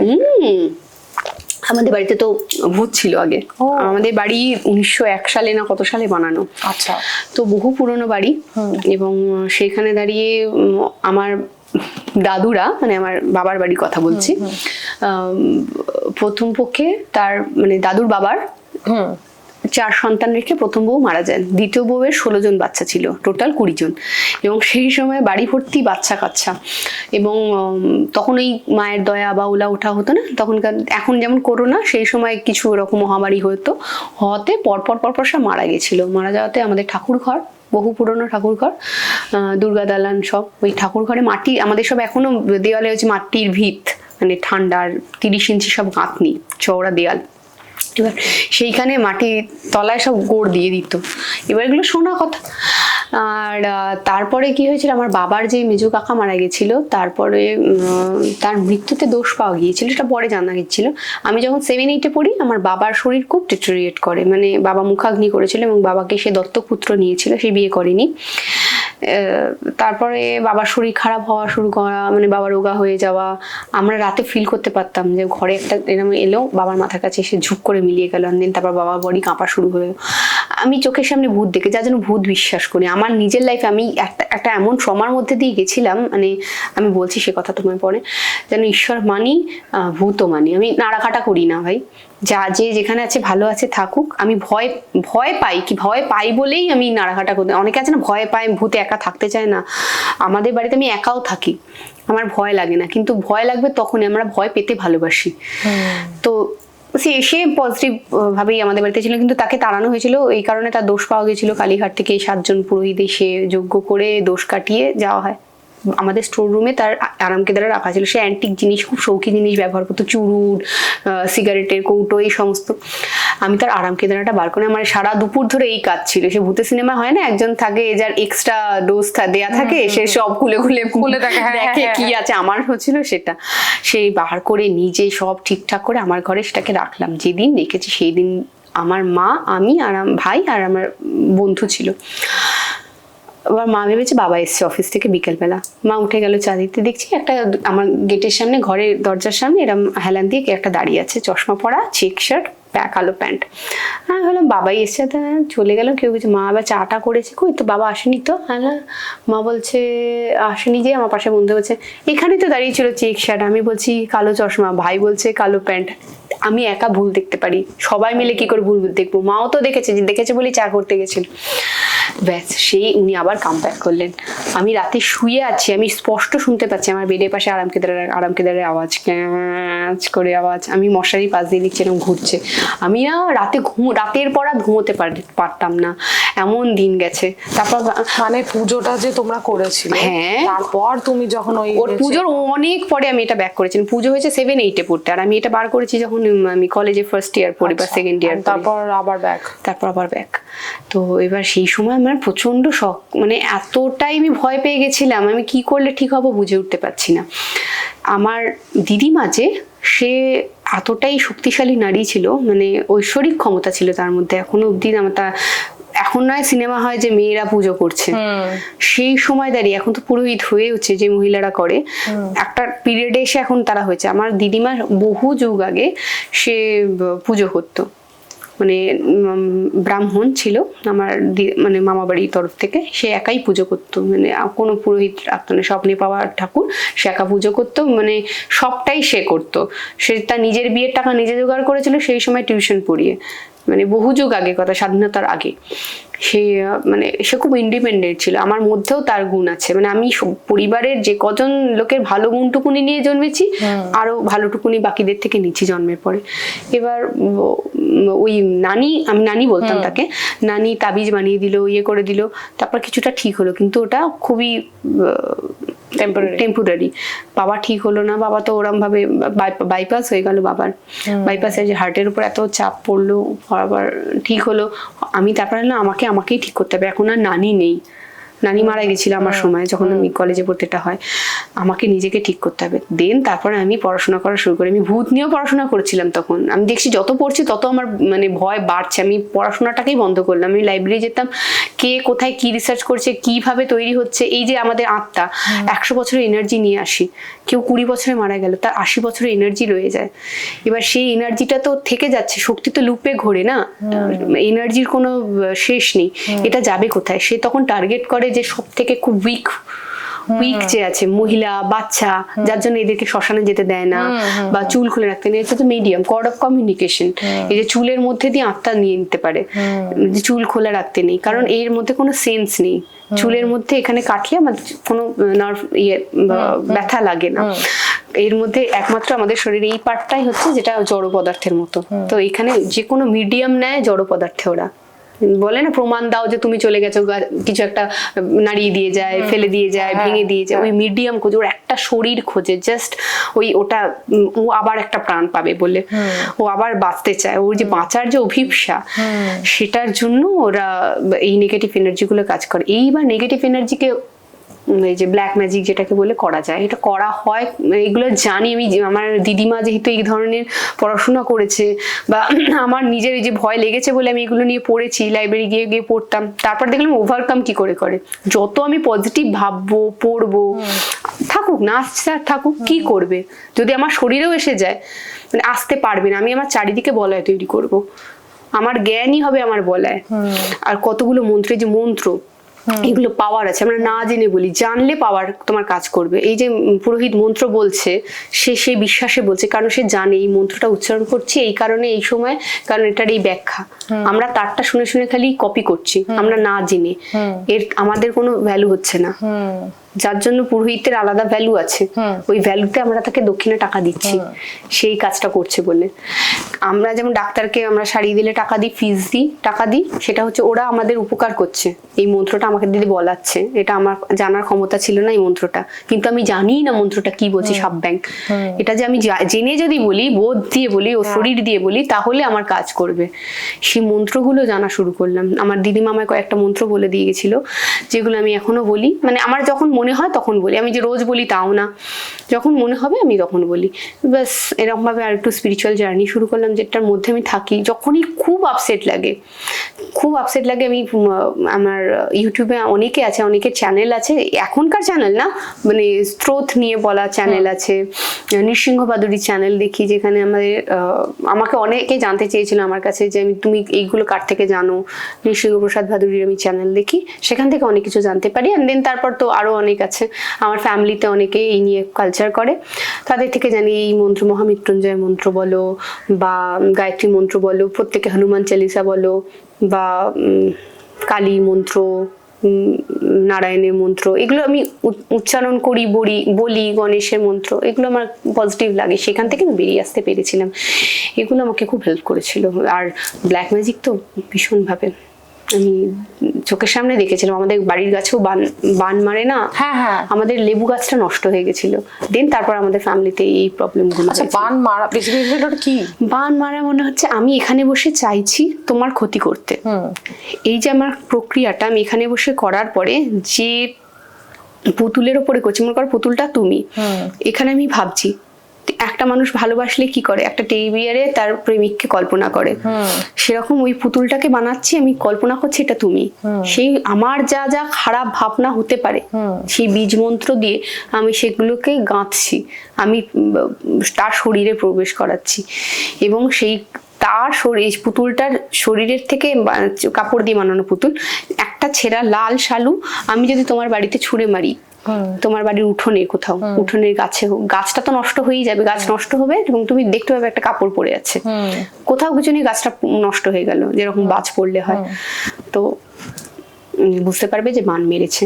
এবং অনেক আছে, পীর বাবা আছে, ঝাড়ফুঁক করে যারা আছে তারা আছে, তো তাদের কাছে গেলে এটারও আবার অ্যান্টিডোট, মানে সবকিছুর অ্যান্টিডোট থাকে, দিয়ে দেয়। এবার কে কোথায় কখন তোমার ক্ষতি করছে চাইবে এটা তুমি বুঝতেও পারবে না। এটা হয়, এটা জানি না, মানুষের হিংসা প্রবৃত্তি থাকলে এটা করে ফেলে। তো ব্ল্যাক ম্যাজিকও আছে, আমি এগুলো বিশ্বাস করি। তো আলটিমেটলি তোমার ঘরের যে সিচুয়েশনটা ছিল ওটা আলটিমেটলি নেই, এখন আর নেই। এখন না নেই বলতে কি বলবো বলো তো, আমি যদি ভয় পাই আজকেও দেখবো, আজকেও পাবো আমি ভয়। আচ্ছা, ওইটা সেই যে বন্ধ করে মা স্টোর রুমে রেখেছে, মানে মা বলেছে এটা তুই আজকে ভাঁজ করে তোলতো, মা তুলে দিয়ে গেল রাতে মশারি খাটানোর সময়, ওটা তুলে রেখে দিল। আমি রাত্রিবেলা বাথরুমে গেলাম, ওটাকে আমি টানতে টানতে নিয়ে এসে আমি আবার ঘরে রাখলাম। আমার মধ্যে কি হয়ে গেছিল আমি জানি না, আমি আবার গিয়ে সকাল মনে হচ্ছে তুই আবার টেনে এনেছি সেটাকে, আমার মনে হচ্ছে ওটা যেন আমাকে দিয়ে করাচ্ছে, আমি করছি না। যেদিনকে আমি নিজেকে বারণ করলাম আমি এটা করবো না, আমার এখনো অব্দি যদি যাই, ওটা চোখের সামনে নেই, ওটা জাস্ট ছড়িয়ে, যদি আমার চোখের সামনে থাকে এখন আবার ইচ্ছা হবে ওটা খুলি। বুঝতে পারছো? ওনার অদ্ভুত ইচ্ছা ছিল বাঁচার, উনি হঠাৎ মারা গেছিলেন। ওনার ওষুধে সালফার, ওনার অ্যালার্জি ছিল, ভুল করে সালফার খাওয়ানো হয়েছিল এবং সেজন্য উনি মারা গেছিলেন। যেদিন যতবার মারা গেছেন, মানে মারা গেছেন যতবার না, একবারই মারা গেছেন, যতবার ওনার অসুবিধা হয়েছে ততবার উনি ডায়েরিতে লিখেছেন আজকে বডিতে ফোসকা বেরোলো, একদিন কথা বলা বন্ধ হয়ে গেল, একদিন চোখে দেখতে পাচ্ছেন না, মানে এই কষ্টগুলো উনি লিখতে লিখতে গেছেন। আর সেগুলো পড়ছি, আমি পড়েওছি যে এবার ও ভাবছে বুঝে আমি ওর সাথে কানেক্ট করতে চাইছি, সেই জন্য উনি আবার আমার কাছে ফিরে আসতে চাইছেন। তোমার খুব মাইন্ডে ঢুকে গেছিল পুরোনো। আর মাইন্ডে ঢুকে যাওয়া বলতে না, মানে আর আমার বাড়িতে আমার ছোট মামার আঁকা বড় বড় সব পোর্ট্রেট আছে, বাবা যারা মারা গেছে তাদেরই বড় বড় পোর্ট্রেট করিয়েছে। বাড়িটা দেখলে মনে হবে তুমি একটা ভূতের আখড়ায় এসছো। তারপর দৌড়ে সব কটাকে নিয়ে ঠাকুর ঘরে ঢোকানো হয়েছে। পুরোহিত বলেছে ওদেরকে নিয়ে। আমার ভাই কতবার দেখেছে যে আমার বড় জেঠু গঙ্গায় স্নান করতে গিয়ে অ্যাক্সিডেন্টলি মারা যায়। আচ্ছা, দেখছে যে এরকম রাত্রিবেলা খেলা দেখছে, তখন ফুটবল রাতে খেলা, যে দিদিভাই আমি দেখছি ফটো থেকে কে একটা বেরিয়ে এলো বা ফটোয় ঢুকে গেল। সেগুলো সব ছোট আমার আঁকা সব বড় বড় পোর্ট্রেট, সে রাজবাড়িতে যেমন থাকে ওরকম বিশাল বড় বড়। এবার ওই দেখলেই তোমার মনে হবে যে না কিছু একটা আছে, কিছু একটা আছে, ফিল হবে। তুমি উপরে গেলেই তোমার ফিল হবে যে একটা কিছু একটা আছে। সেই ফিল হওয়াটাকে বন্ধ করে দিয়েছি। মানে আমি জানি আছে আছে কি আছে, মানে এরকম আমি আমার মতন আছি। Very intense. আমরা শুরু করেছিলাম এই পডকাস্টে কনভারসেশন গুলো খুব হ্যাপি ইন্টেন্স। Great great. আচ্ছা, সো আই থিঙ্ক আমার অলমোস্ট ডান। আমার অলমোস্ট তোমাকে সব কথাই জিজ্ঞেস করা হয়ে গেল। আর একটা কোয়েশ্চেন ছোট করবো যে তুমি যখন যে লাইফে যেহেতু অনেক রকম স্ট্রাগল, নেগেটিভিটি, অনেক কিছুই দেখেছো, মানে মিক্সড অফ এভরিথিং, যেরকম তুমি ফুল প্যাকেজ আছো, মানে from painting to singer to makeup to actor, আমার মনে হয় তোমার লাইফটাও ফুল প্যাকেজ।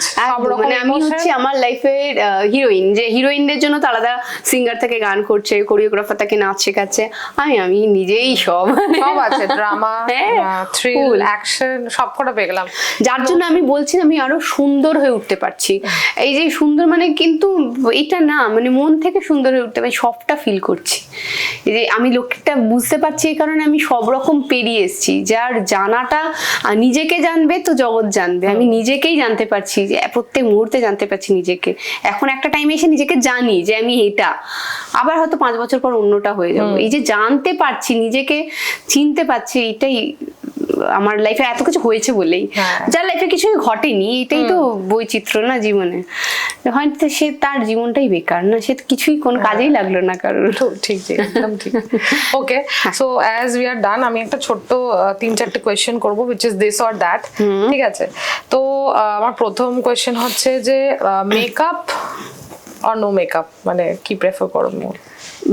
ইয়া নো মেকআপ লুক।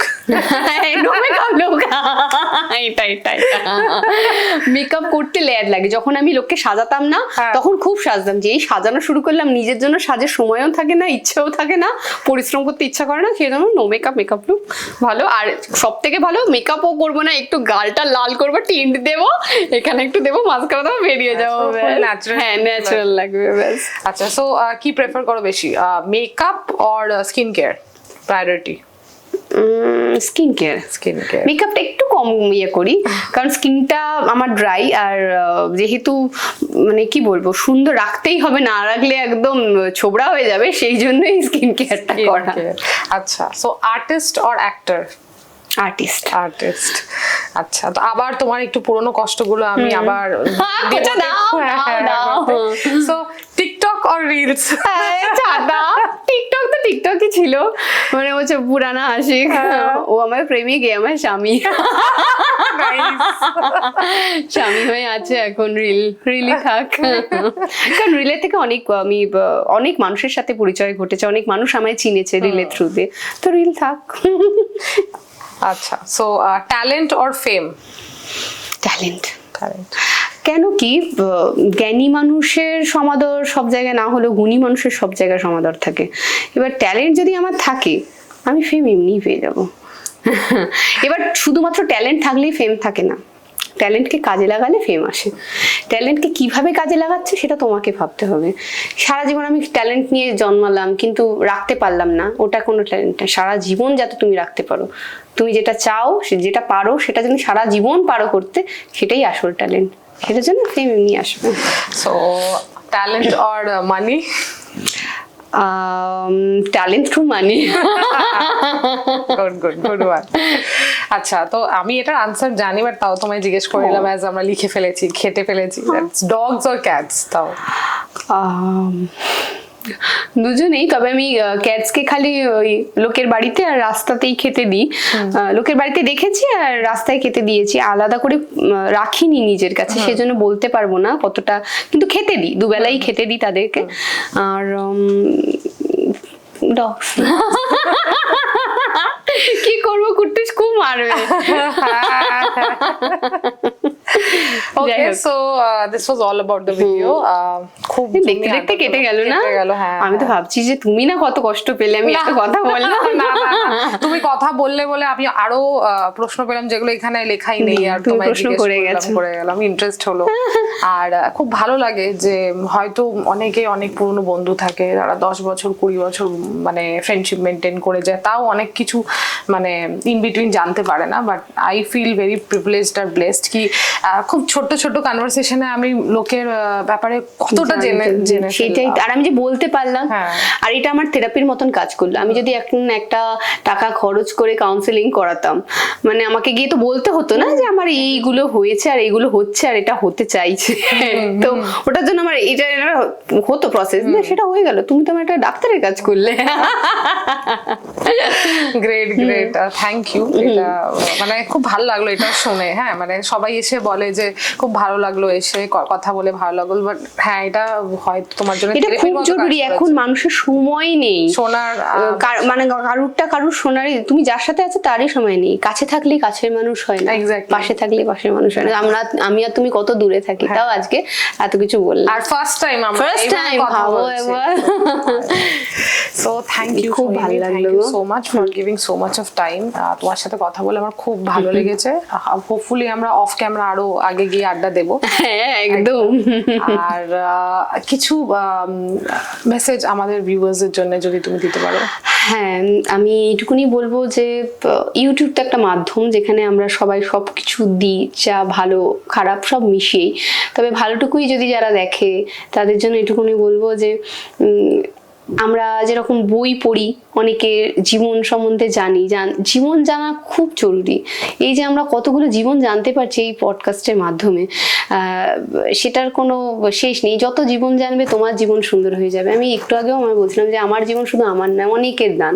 তো এই যে এখানে এসে আজকে আমারটা রাখলাম, পরবর্তীকালে আরো অনেকে রাখবে, আগে অনেকে রেখেছে, সেগুলো জানতে গেলে কিন্তু এই পডকাস্ট চ্যানেলটা তোমাদের সাবস্ক্রাইব করতে হবে, সাথে থাকতে হবে। আর সো মাচ পজিটিভিটি পাবে তোমরা এখানে, আর নিজেদেরকে সুন্দর করে রাখতে পারবে। So sweet, so sweet. Well, thank you so much. আমার তরফ থেকে আরেকটা লাস্ট এন্ড ছোট message. Thank you so much first Sohini, thank you again, thank you so much for এতবার কামিং। থ্যাংক ইউ বলো না বাবু, আমি কি বলবো ভেবে পাচ্ছি না। এত পজিটিভিটি দেওয়ার জন্য। আর thank you everybody for watching this video. আমি তো খুব এনজয় করি কথা বলে আগামী। আই হোপ তোমরা পুরো ভিডিওটা দেখে ওইভাবেই এনজয় করো। দেখো আমরা একটা ফান ভাবে শুরু করেছিলাম and the video ended in a very intense way, মানে খুব গভীর ভাবে শেষ হয়েছে।